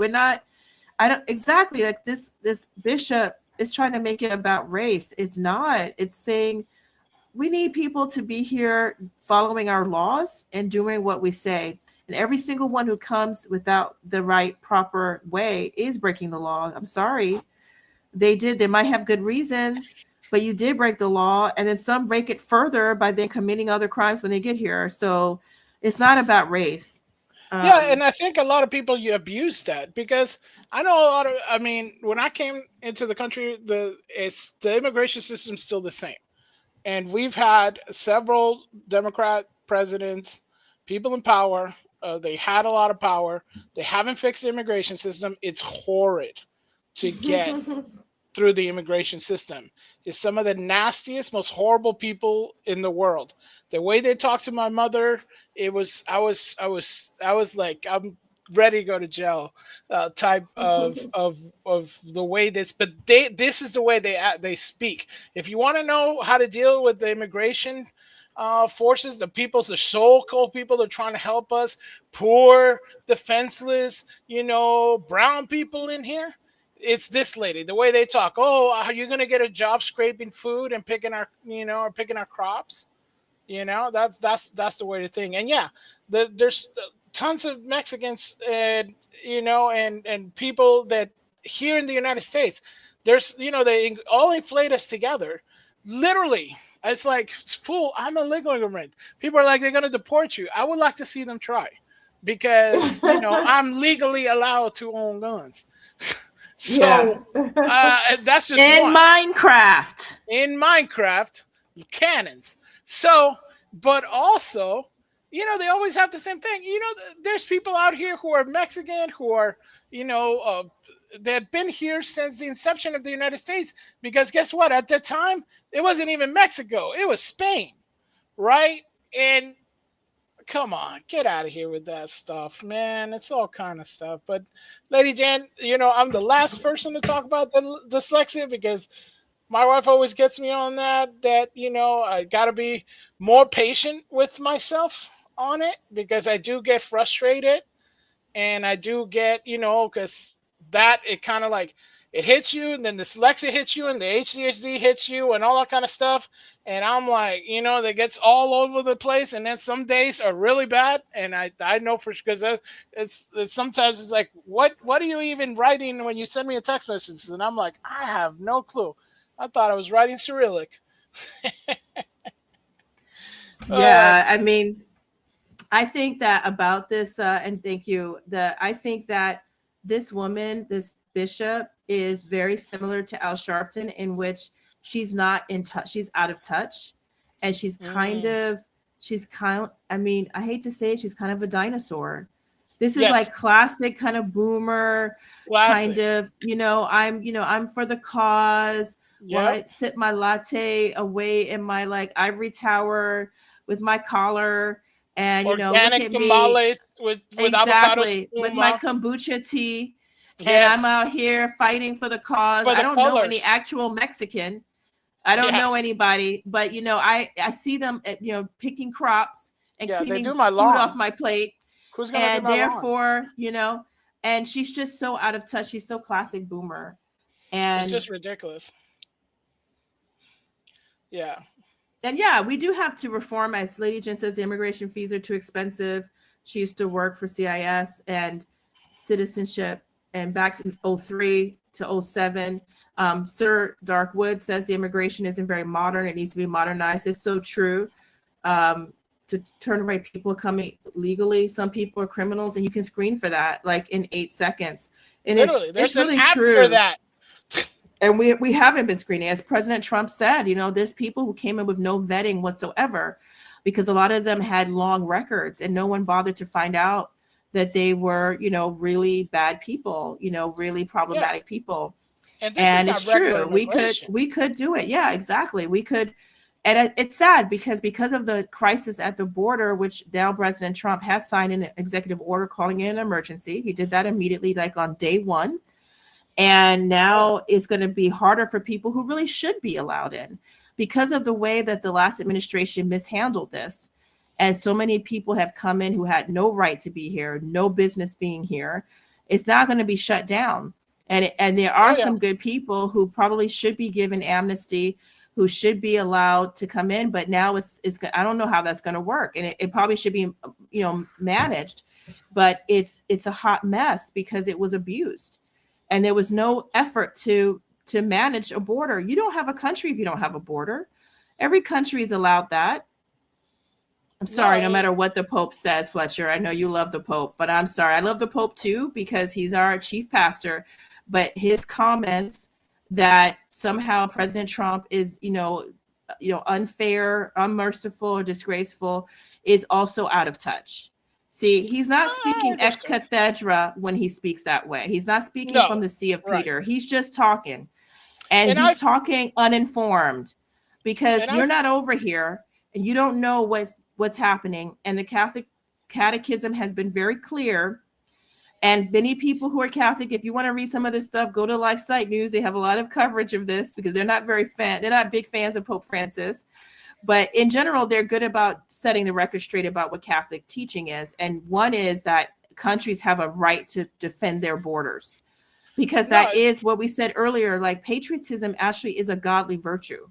It's not worldly, it is godly. God did put you in a country. He does expect you to love and serve and defend it. He does have you be, think about St. Paul saying, I'm a Roman citizen, how proud he was of it. Remember that in the scriptures in the book of Acts, I believe? Where he says he actually stands on it. At one point, they're trying to beat him or do something. He's like, wait a minute, look at the law. You can't do that with me. You can do that with the other disciples, not me. I'm a Roman citizen. Of course, he gave his whole life for Christ. He ended up being beheaded, I believe, for Christ. So it was not like he didn't want to do it. He was just trying to, you know, do what was right at the time, which was not, you know, get flogged. He had been flogged before many times, but he was saying, you know, it's improper, you know, follow your own law. I'm a Roman citizen. So it's not like God doesn't care for us to be of a country. He loves patriotism. And if you're going to have a country, you got to have a border. You've got to be able to secure that and have people come in that you want to come in and not people you don't want to come in. It's just like your house. You don't get to just bring people, just leave it open. No one does that. And I'm sorry, Pope Francis doesn't do that. The Vatican just issued new rulings. They're going to clamp down on their illegal immigration problem. At the same time, he called out President Trump. So I just think this is a boomer thing. You know, Pope Francis of that age as well. This is, I'm sorry, that generation of our parents and grandparents, they are kind of like rah, you know, sit in, free love. They talk the talk, but they never really fully actualized it in reality. I'm sorry. No offense to them. God bless them. I mean, pray for them. Please pray for the Pope. Please pray for your pastor. Pray for that crazy bishop. She needs your prayers. I mean, it's very irritating and I'm annoyed at her. But honestly, we do have to pray for everybody. She got the wild eyes. We got to, speaking of wild eyes, we got to pray for AOC. We got to pray for Joy Reid. These are people, we, you know, God bless them and help them to grow and change and not be so childish. President Trump's not messing around. I guess he's U.S. Transportation Command has been told to prepare to see U.S. military aircraft for migrant deportation flights, according to CNN. He also told the military to prepare to deploy 10,000 active troops to the border. Don't be surprised if you see Marines being dropped off by helicopter, said one official. We've been told to treat this like a national emergency because it's been declared a national emergency. The initial wave of troops being deployed is 1,500, including 500 Marines to Camp Pendleton to San Diego, California. They ain't messing around. And I think that's the thing that people are upset about. But I don't think they understand how bad the situation is and how bad it's been getting. This is one of the, the fine young fellas who got recently detained by immigration. And you know what's amusing? The immigration now, people have suggested that it would have like a counter, and I guess it does now. It has like how many people is getting deported. But this is one of the fine industrious gentlemen that got deported. I'm not going back to Haiti. One of those threats is this illegal alien from Haiti. ICE says he's a gang member with 17 criminal convictions in recent years. Did you hear that right? Why don't you repeat it for us? Alien from Haiti. ICE says he's a gang member with 17 criminal convictions. 17 criminal convictions. Right. Not this. He's been... Okay, for those of you who might not be going insane like I am right now, because I actually went through immigration, you have to sign the papers when you're in between saying you ain't going to commit no crimes in the United States. I thought they just came over, because they wanted to have the American dream. That's right. They just want to mow lawn and clean... apparently he used an expletive against Pomp and said Biden forever. He did say Biden. That's what they First said. of all, you're not one of us, so shut up. Biden You don't forever, get to bro. talk about, I don't go to Haiti trying to say, yay for Jean Leclerc and down with this one. No, I'm not a member of your community. Okay. If I'm there illegally. If I've snuck into your country, I don't get to say that. That just shows your hubris. Yeah. And, so they got him. I'm so excited. Look at this. I mean, this is more winning, Fletcher. This is literally winning. Bro, thank Obama for everything that he did for me, bro. ICE Boston quickly takes down its next targets. Next including targets. This They're going illegal right. alien from Brazil who has It an was a Interpol Boston red notice raid. for armed And he's robbery. saying going back to Haiti. That's where you going? Or That's you know what? We can just drop you off on the way. You want us to get stopped on the ocean? We can That's do all that. we can do. Yeah. Where do you want to go? Because that's free. That's free. Or go back to your home country. There you go. This Salvadoran illegal alien charged locally with rape and released by a sanctuary jurisdiction. But he would. Did you hear that? We won't repeat the word because we don't know. We'll sorry. call it reap. No, it's okay. No, I think you can play it.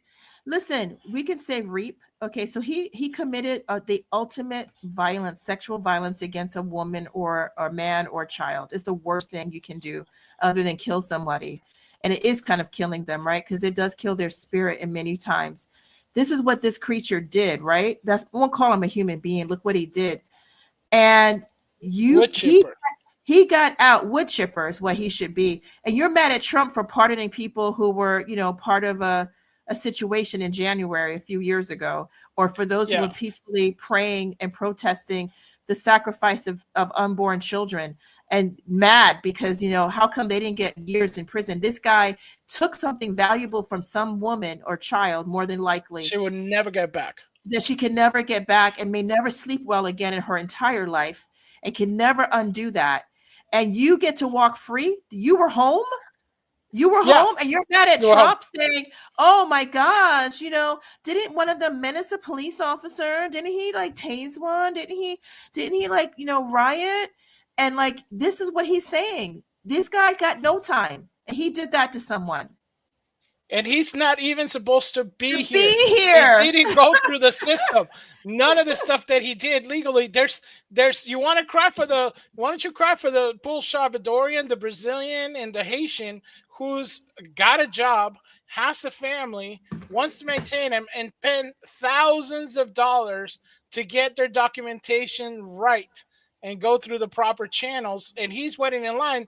This guy's just free after committing 17 crimes and violating this thing. And all the people out there who I see a lot of things, and I have a lot of friends who are, soft on this whole immigration issue, not actually being immigrants themselves, but you know what I mean? And they're basically saying, oh, the crying lady on the street. And it's like, yeah, there's crying lady on the streets. There's all kinds of things. I mean, when you get a ticket, don't you get upset? You might not have money to pay the ticket because there's a law in place. You know that? There's a law in place. There's things that happen. Those of us who follow the law and actually do things, there's consequences for not doing them. But at the same time, you're going to say that this is what they're doing. This is who they're rounding up. There's no little kids being rounded up right now that you think they are. Is this, do you want this guy to still be here? Is that what they want? This Dominican illegal alien charged with assault with a deadly I love how weapon they're going all and around the heroin world. trafficking. Heroin Officers trafficking. also arrested this Guatemalan MS-13 gang member facing gun charges. ICE says he was released from local custody just the day before. Their detainer request was ignored because of sanctuary policies. So they're saying in sanctuary cities, this man is a gang member, gun violent. How did they get a gun? Right? Because they're illegally in the country and they have a criminal record. They can't have a gun. Imagine how did he get a gun? How did he do all this stuff? What's he gonna do with the gun? He's a gang member. And he's free while the lady, the old mom, grandma who's praying with her rosary beads at the clinic, Put her in federal court. isn't literally in prison. And she was in prison while he who can walk around, having committed the first crime by coming in illegally, got a gun and has, violated a woman, but he's at large. He's cool. We go get him at home. He's chilling. Yeah, and by the way, all you like sanctuary city, the sanctuary city was keeping ICE from getting this man because they're protecting. This is not somebody scraping your food. This is somebody trying to mug you. Yeah, and worse. A little bit of a difference. And worse. And why would you associate us with him? Right. All right. Why would you associate my cousins and my brothers who are out from Guatemala, Haiti, Brazil, all that kind of stuff, never committed a crime? Why are we lumped up with these scumbags? That's what I want. Yeah. How come when you guys talk all of us together, why don't you 86? This is the people Trump was talking about. The people getting And a arrested. sign of shifting priorities with the And new Trump administration. And like Sir Dark Wood says, he saw maybe 5 to 10 people committed crimes on that day. We're talking about in January, a few years ago. We can't say what it is, you guys. The rest, they prosecuted a lot of people. The rest were Asian provocateurs. They're there to start trouble. They weren't legitimately there to have a conversation like President Trump was calling for, to show strength in a rally to protest, but was considered illegal. And yeah, like Biden was the vice deporter in chief. It's true. People don't realize Obama deported a lot of people. And Biden did a lot of that. And now when it's their turn, they're like, hoo-hoo, open the border.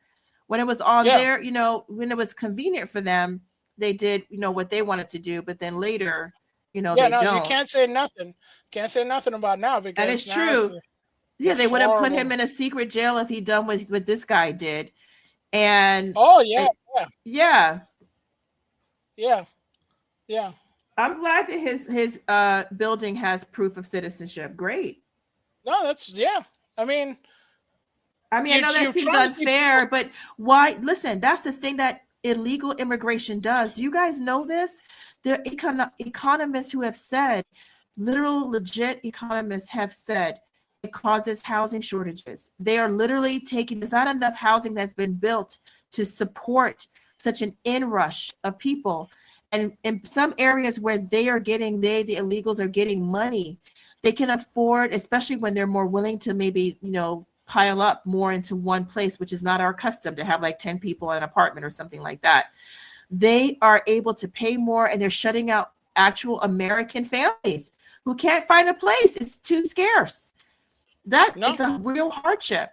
Like if we could plan for the immigration, which we should, and have housing and do things like that, not just like crowd people in all of a sudden and then shut people out where it becomes a real social crisis. We could, could take care of that. I'm amazed by this, Fletcher. You're showing me a raid? No, raids. Like you said, I mean, they were around the world. And Muhammad, my man, was not nowhere near it. Little Tribe Called Quest there. But they're showing you, I mean, they were like, this guy's from Haiti, from Brazil. I mean, they don't, this is just one city. This is just one city. People all over are doing stuff like this. This man, who was in the same apartment as the target, was also arrested after ICE determined he's also in the U.S. illegally. This is what ICE calls collateral. So you guys got your main target just now, but you got somebody else. What just happened? So our main target was released by a sanctuary jurisdiction, not honoring a detainer. That person was released back into the community. So what that means, if you don't know, that means the federal government, ICE, they said, hey, we need this guy because he's not only in the country legally, he's committing crimes. Just, hey, guess what? Violation. And they didn't say, hey, you know what? That grandma who's making tamales on the side corner, yeah, let's go get her. It's the cartoonist and people want to say, this guy's committing crimes. Go get it. And the sanctuary city says, nah, son, we're not going to let you to get him. So they're blocking this. Cities like LA, Chicago. Are you serious? Austin. Yes, that's what it means. And when we went to go find him, he's with somebody else who was previously removed from the United States. So he's going to go today too. So somebody who came back, And that is exactly what Border Czar Tom Homan has warned would happen. When we find the bad guy, he's probably with others that are in the United States illegally. They may not be a criminal priority, but we're not walking away from them. ICE Boston says they will continue to go into sanctuary jurisdictions and do their job. Today was a good day. Today we took several significant public safety threats out of our communities. And how imagine that. Imagine taking out significant public safety threats out of our communities. Why would you want to do that? Why do you think you would want to do that in a good society? I don't know. I would think you want that, right? I mean, you would think, don't you want to protect your children? Don't you want them to be safe? I mean, what's the downside to this? I think it's those arguments with the criminal justice system or we have in the United States where you're innocent until proven guilty. And the reason that is they said it's better to let out 100 criminals than to let one innocent man go, right? But in this sense, we do have the people who are, already guilty because they're already committed to crime. And on top of that, committed more crimes. So. I mean, I agree. I think there is something really sinister and perverse about saying that this is what you want to protect, that these are the people who have been just darkness to us and have been taking more than they're giving are the ones that you want to protect and forget everybody else who's victimized by them, either directly or indirectly. And that is why the far left, also known as the Marxists, is what they want. They want social disorder. They want upheaval. At the end of the day, what they want is power. And this is a way to do it, because if people are destabilized, if American citizens can't get housing, if their kids can't be in the right schools because of this and that and all these other things, then, they can come in and put more power on the central government. And therefore you have fewer freedoms and they're more in charge. It's simple as that. That's what I think. It always comes to follow the money. And that is why they can get more money, because they have the power. They can have everything flow their way. We have to look to them, pay them more taxes, just rely on us. Eat the bugs, live in the pods. That's it. I mean, look at the cities that are like Boston here, Chicago, New York, LA. You have all these major cities that are allowing their citizens to be victimized, right? And they're saying, oh, it's cool because we don't want to seem racist, right?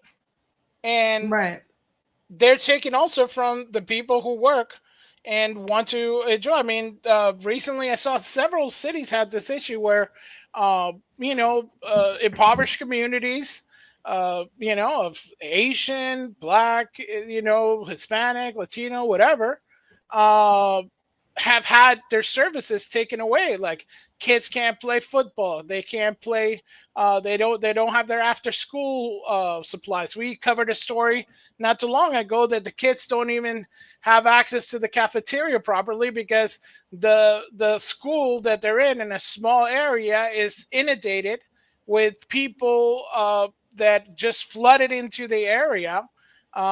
In this case, I think it was Venezuelans, and they don't speak the language, so now the teachers are short, right?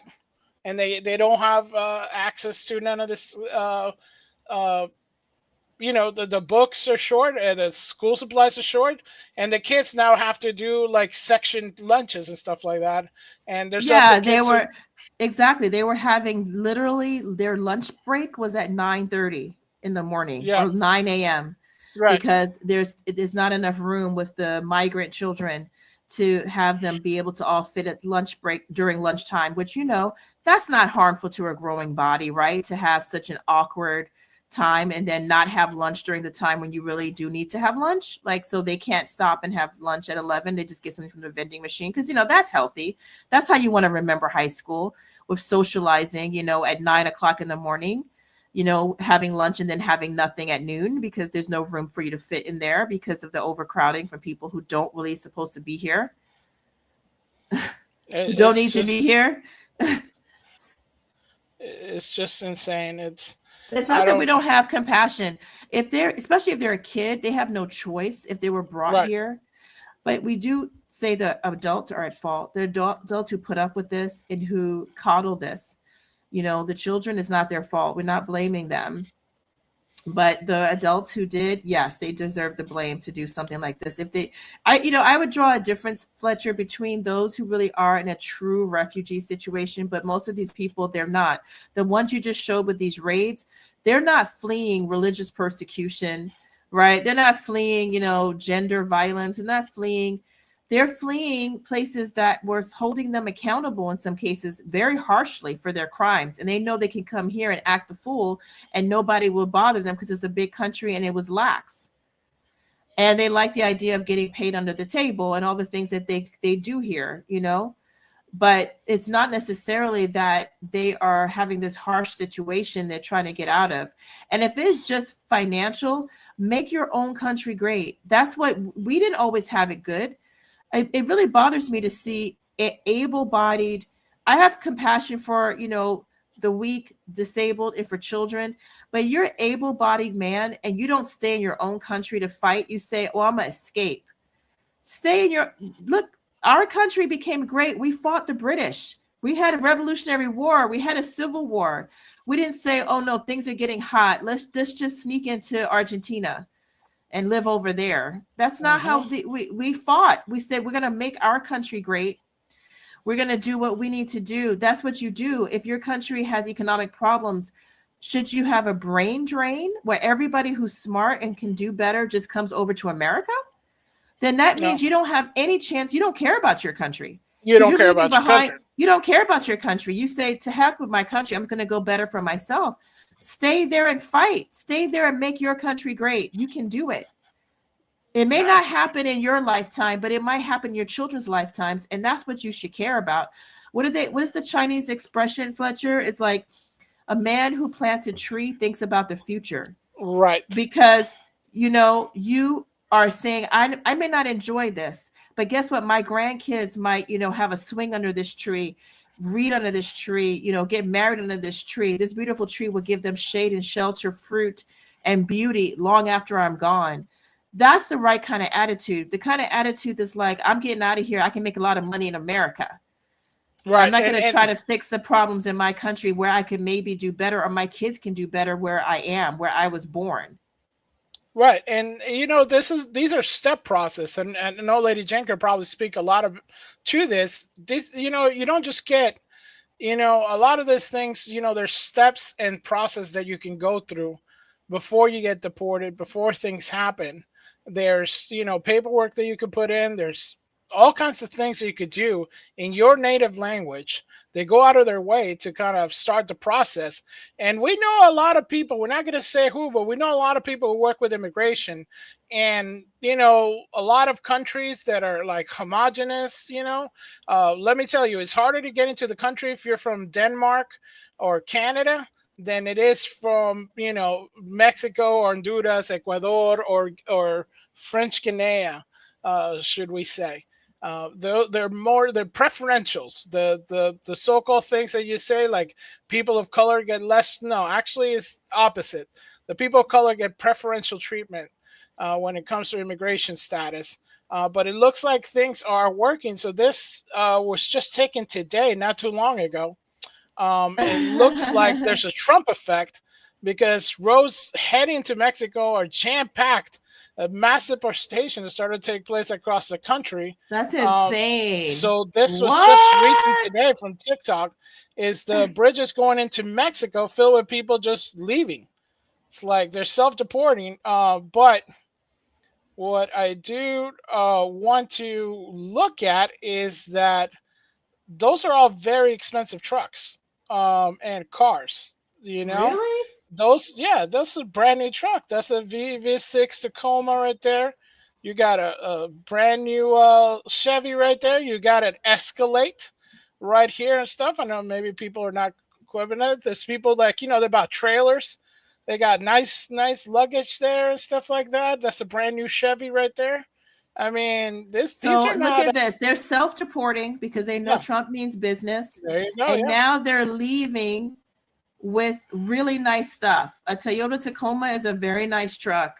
And it looks like they're headed to Mexico with all their belongings. That looks like definitely somebody's moving. Look at that. Brand new trucks headed that direction. Definitely. Because you can make a lot of money if you get paid under the table with liberals who want to hire them because they want to clean their, pick their crops, as the bishop says, and clean the food off their plates. They hire these people, pay them under the table, and they don't have to pay taxes on the money.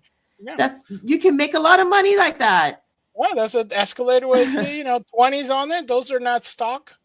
Those are not stock, son. And so, Sir Dark Woods has some good points. He says if you're unattended minor and you're undocumented, they don't deport you. They put you in foster homes. That is actually compassionate because we are a compassionate country.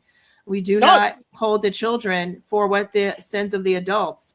And but what if happens to all the children missing are with kids? their parents, deport them with their whole family. This whole idea we're going to split families. No, we're not. Deport everybody. The family goes back too. And I know it's difficult because the child might be an American citizen, but I'm sorry, you can decide to take your kid with you, or your kid will be here. We'll give them to foster care, but you can't stay here. No. And Jen is right. The far left, the Marxists want to go from sanctuary to 15-minute city.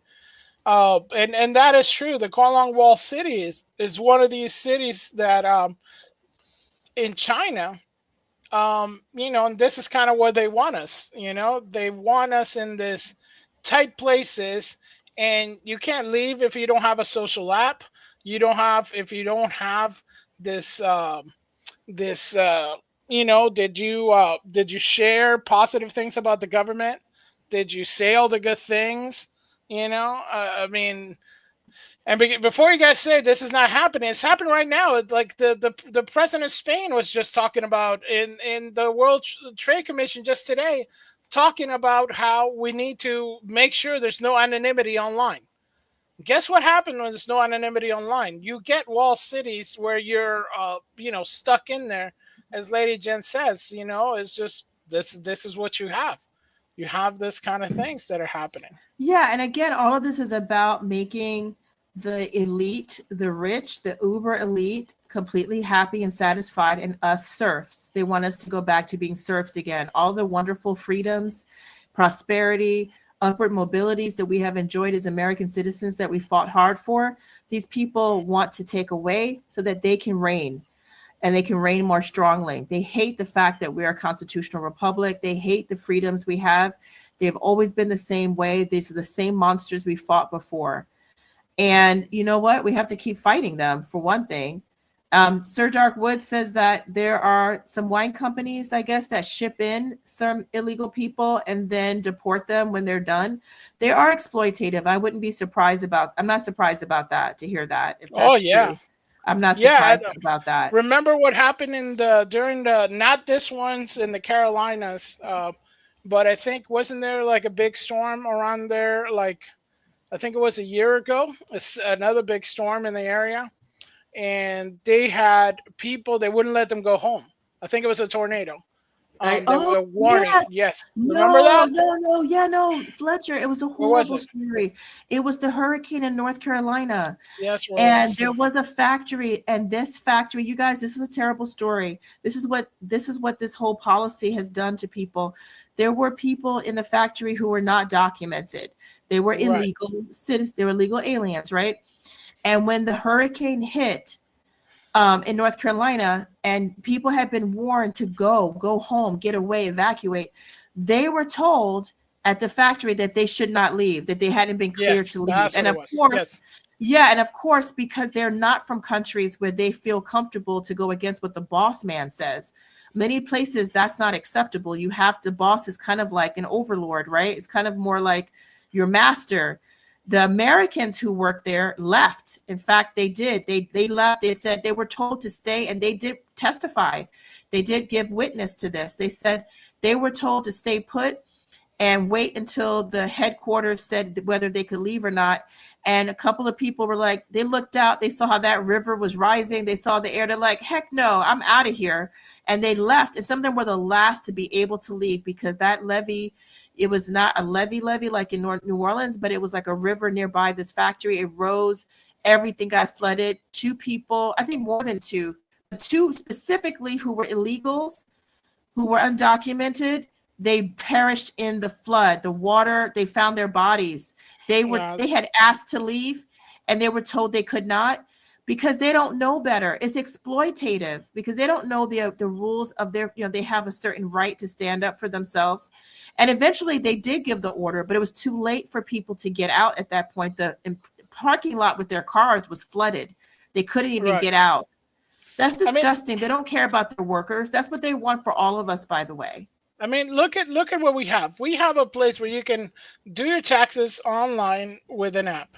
You have apps where you can get a house or a car online with an app. You're telling me you can't have an app? The government can't even create a stupid website where you can create an app and you can say, okay, this is my stuff. All right, we'll check with your consulate, with all that stuff. What's your situation? And then we're gonna allow you. You know what? The people want this whole myth of this whole. There are places and there are people who don't want anybody else to come in. They do like America's full and that's it. Yeah, that's right too. They have a right to do that. This is their country. This is where they live, right? But there's also the majority of people. They don't mind people coming in that are gonna become a good, hardworking American. And they welcome your country, your culture, and everything as long as you respect the country that you're coming into. That's what people want. They want that. At a minimum, that's what it should be expected. And I don't believe that. And I don't believe that's something that's at all unique. Every country would expect that. Only America has allowed it to be trashed. To let anyone come anytime, do whatever you want. Yeah. It's such an abuse. We just saw a gentleman saying with 17 conviction. Another one who's did an unspeakable thing to a woman, which I think should merit not being allowed to be on the earth anymore. You can go to a priest, but that's just my take. I'm a hard man, as my family has said. But you don't touch children and you don't touch women, in my opinion. Just in my opinion, I think that's the way to go. God forbid anybody who touches my children or my women. But all I want, I think you mean woman, right? Well, my mom, my sister, my cousin, okay. Those women. Yeah, that's what I'm saying. Okay. I'm teasing you. Go ahead. Yeah, all right. Not Muslim, or Mormon, right? But They don't follow both. Just to be fair to our listeners, those two don't do that anymore. The modern ones don't follow polygyny. Right. So. So it's there you go. All I'm saying is that you want your country to be safe. I don't think anybody that looks at this immigration system, it cannot be maintained, right? Because you don't know what's happening. The fact that now the border's closed and completely nothing gets in, that's just a reset. That's, when you're working on a document and your computer says, nah, not today, son. And then you're going, oh no. And you have to actually reboot your computer. That's what's happening right now in the United States, I believe. It's a reboot. We're saying, you know what? We gotta, all the things that happened before, we gotta keep them in check. And yeah, glasses are going to be broken. Lives might be changed. That's kind of what happens when you're dealing with basically a massive invasion of people you have no clue who they are. Yes, there's kids involved. Guarantee you ain't nobody trying to get these kids into a harmful situation. Guess who are putting them in a harmful situation? The people who give them to drug lords to pass drugs into the country. The ones Trump says he was going to start a war with, those people are the ones that should be worried. And so if you're not a criminal and you're not trying to harm anybody, I think there's a way through this, in my opinion. Have we seen it yet? Don't know.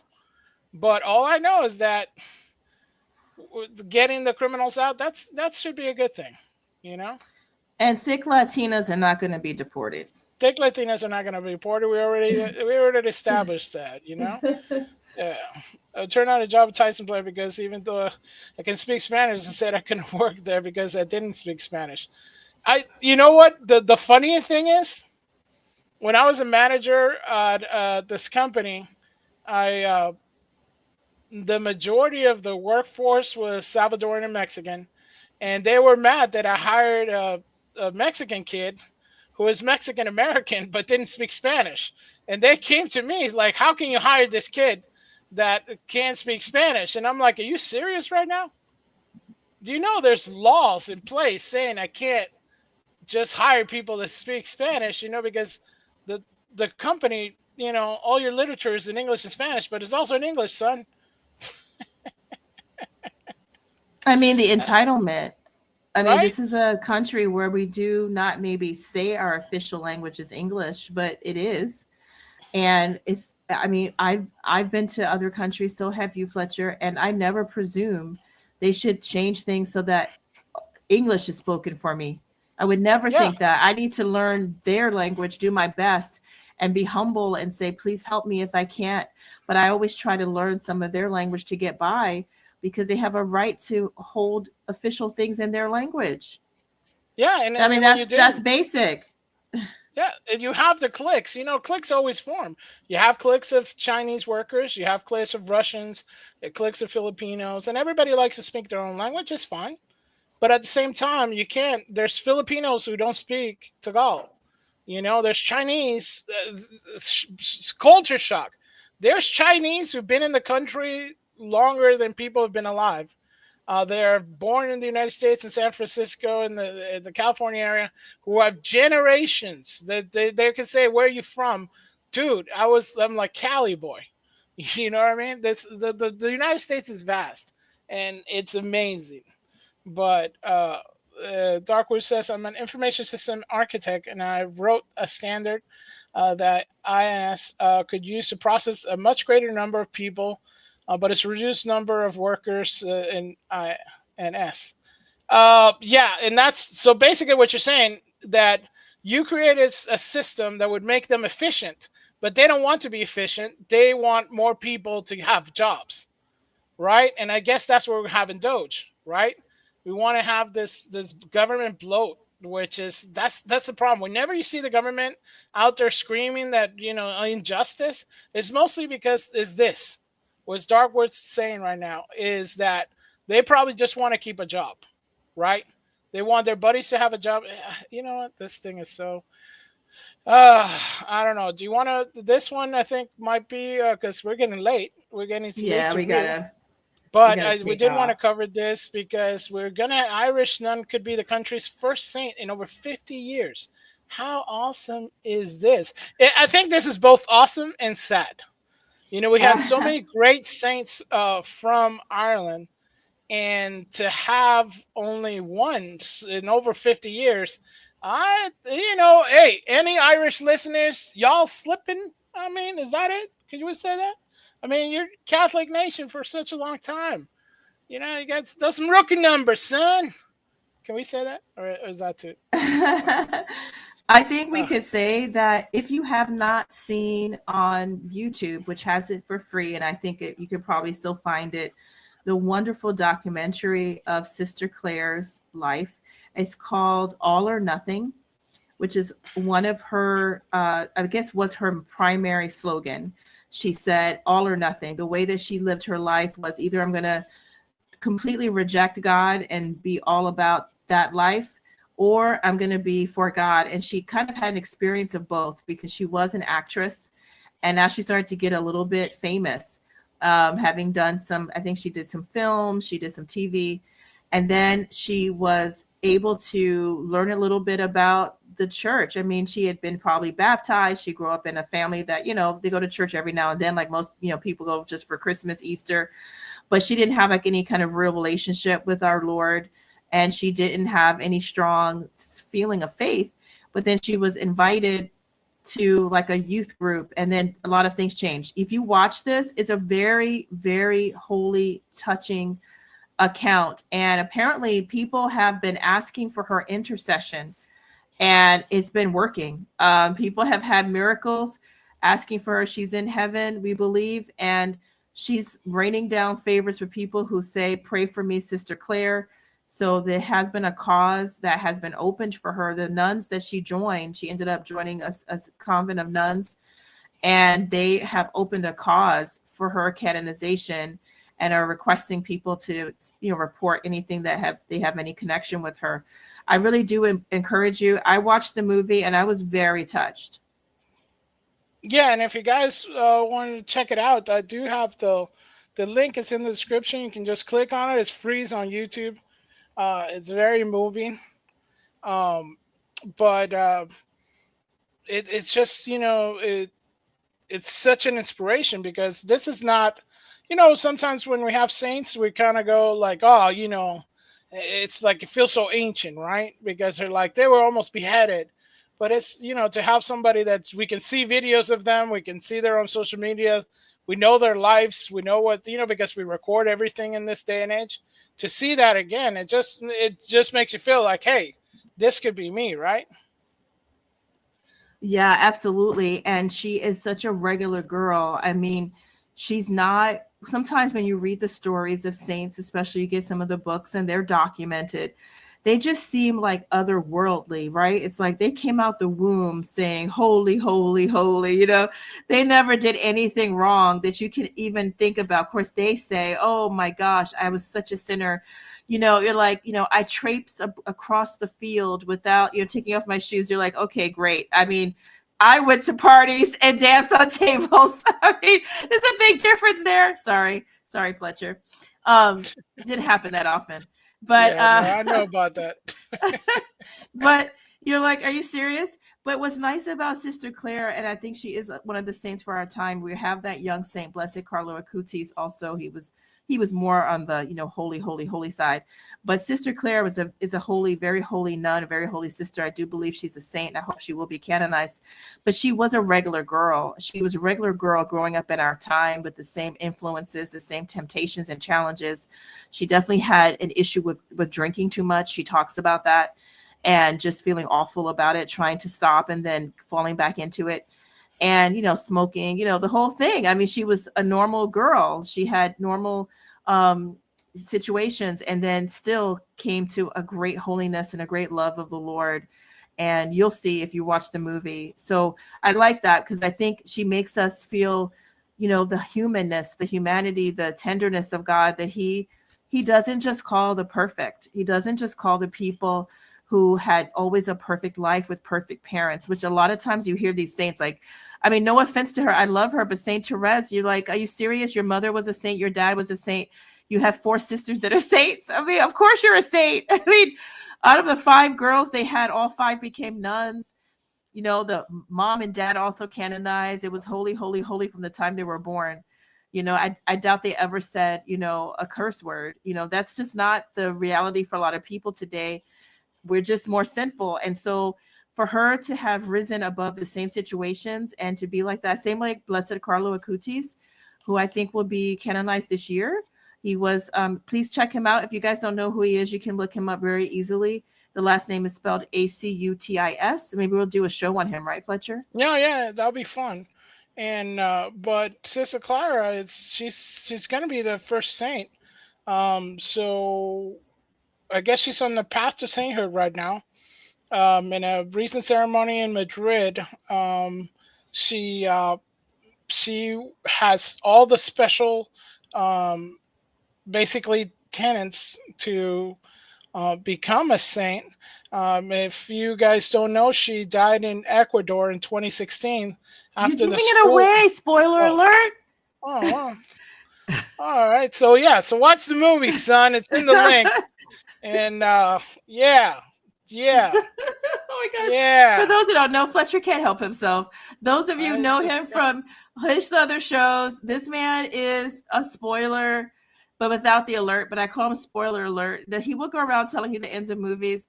I mean, you obviously have to know that in the Catholic Church, you cannot become a saint until after you pass. We need to look at your whole life, which you're still living in if you're alive. But we don't have to tell the listeners because the documentary it keeps you in suspense, and it's actually well worth it to see to the end. So she is an Irish person. They haven't had, like Fletcher said, an Irish saint in a long time. She did spend some time in Florida because she was sent here to the United States to do some work with the nuns with children. She mostly worked with children.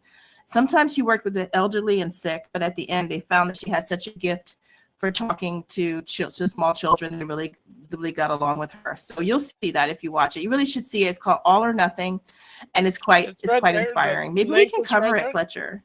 Yeah, no, like I say, the link is right there. Yeah, You you can know, check it out. we might do a review or something. Maybe we'll do a Yeah, review. no, that'll be fun.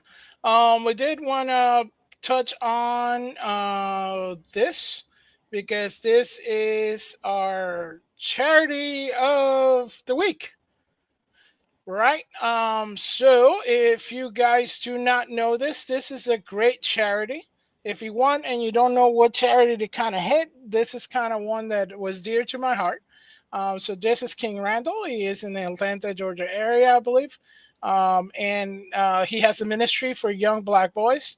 So they have been trying to get this academy going, and they've a lot of hurdles because a lot of people don't like what he's doing because he's not affiliate with any government agency. He's not affiliate with anything. So the grifters can't get into it.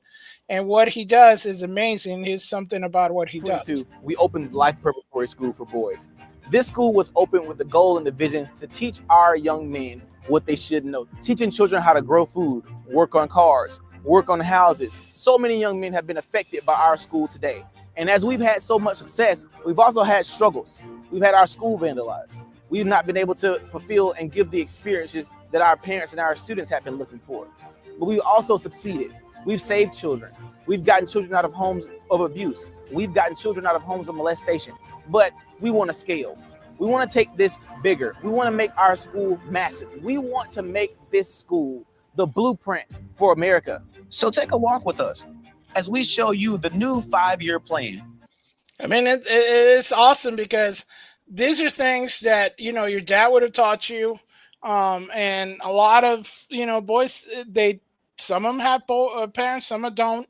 But, you know, with nowadays, parents working so many jobs, a lot of kids are out in the streets. And what King Randall has done, it's just amazing because he actually takes these kids out to do lawn service, you know, for money, you know, to get money out there but that's giving them a sense of worth and a sense of, you know, self. You know, you want to earn your own money and do your own thing. And I think that's amazing. So if you guys want to contribute and share into this, the link is in the description to his X account, and also has his link tree.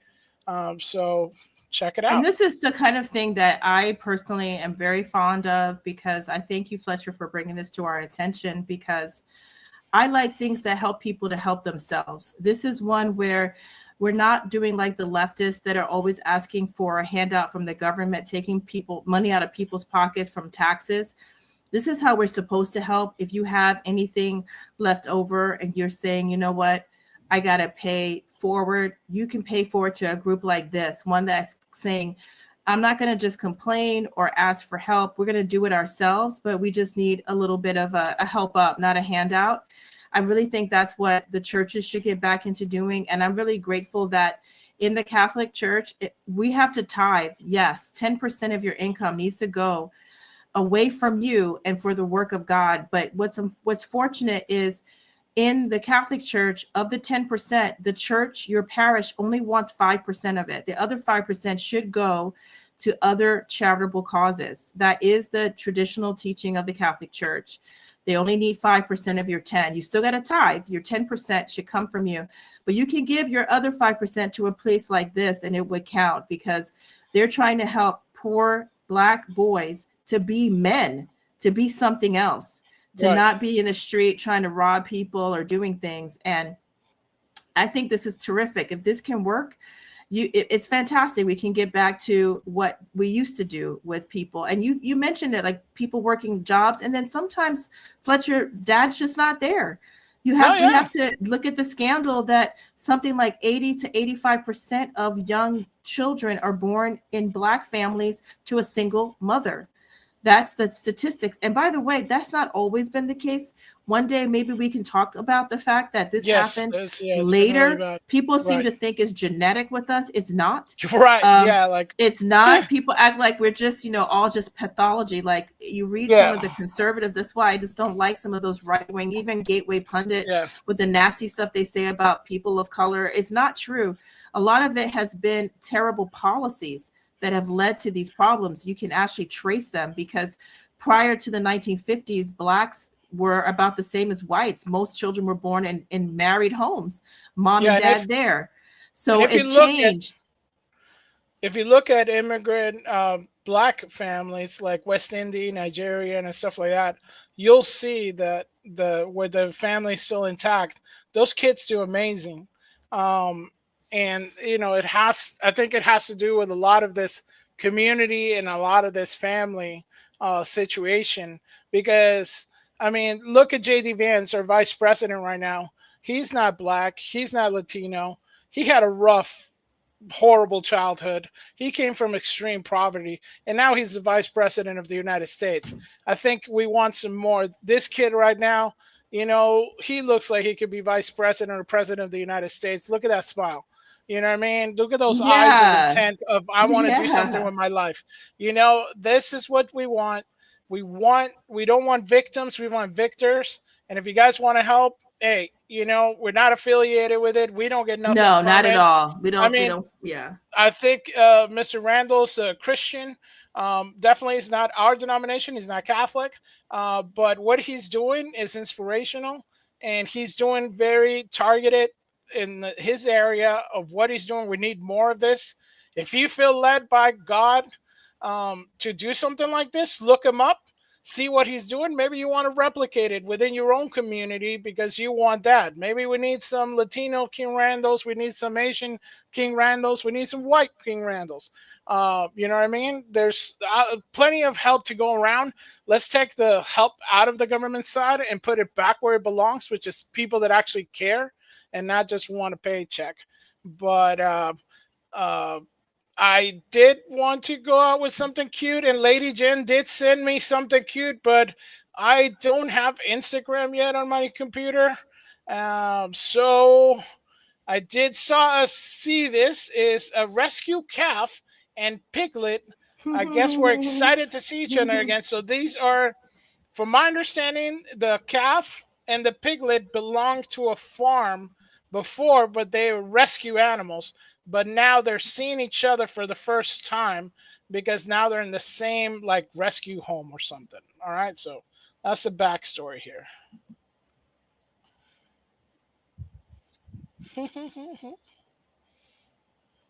What's up, man? What you been? I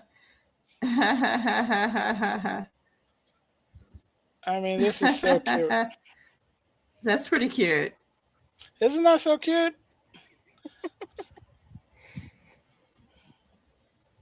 That is cute.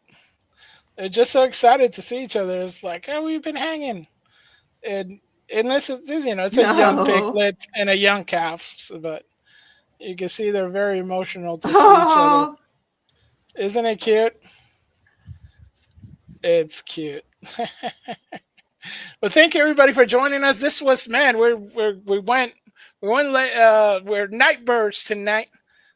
Today we were the owls of indignant desert owls, should we call ourselves? Or who knows, maybe in Europe now, you know, it's daytime, so we're day owls. Good day. But thank you so much everybody for hanging out with us. Check out our videos or clips, and if you can, share it with a friend, share with an enemy if they think, you know, they would like the channel and they would enjoy it. Or if you think they won't enjoy it, you know, hey, share it anyway. Yeah, thank you so much for everybody that's hung out with us. Sir Dark Woods, Lady Jen, and everybody out there incognito and just lurking. Leave us a like, a share, and a comment, and please subscribe and help grow the channel. So, you know, you can have a blessed night. And Ursula would, would say good night. Bonne nuit. All right. Bonne nuit. Bonne nuit. And we say ciao. Ave Maria, Maria, rogai por nós, Santa Mãe de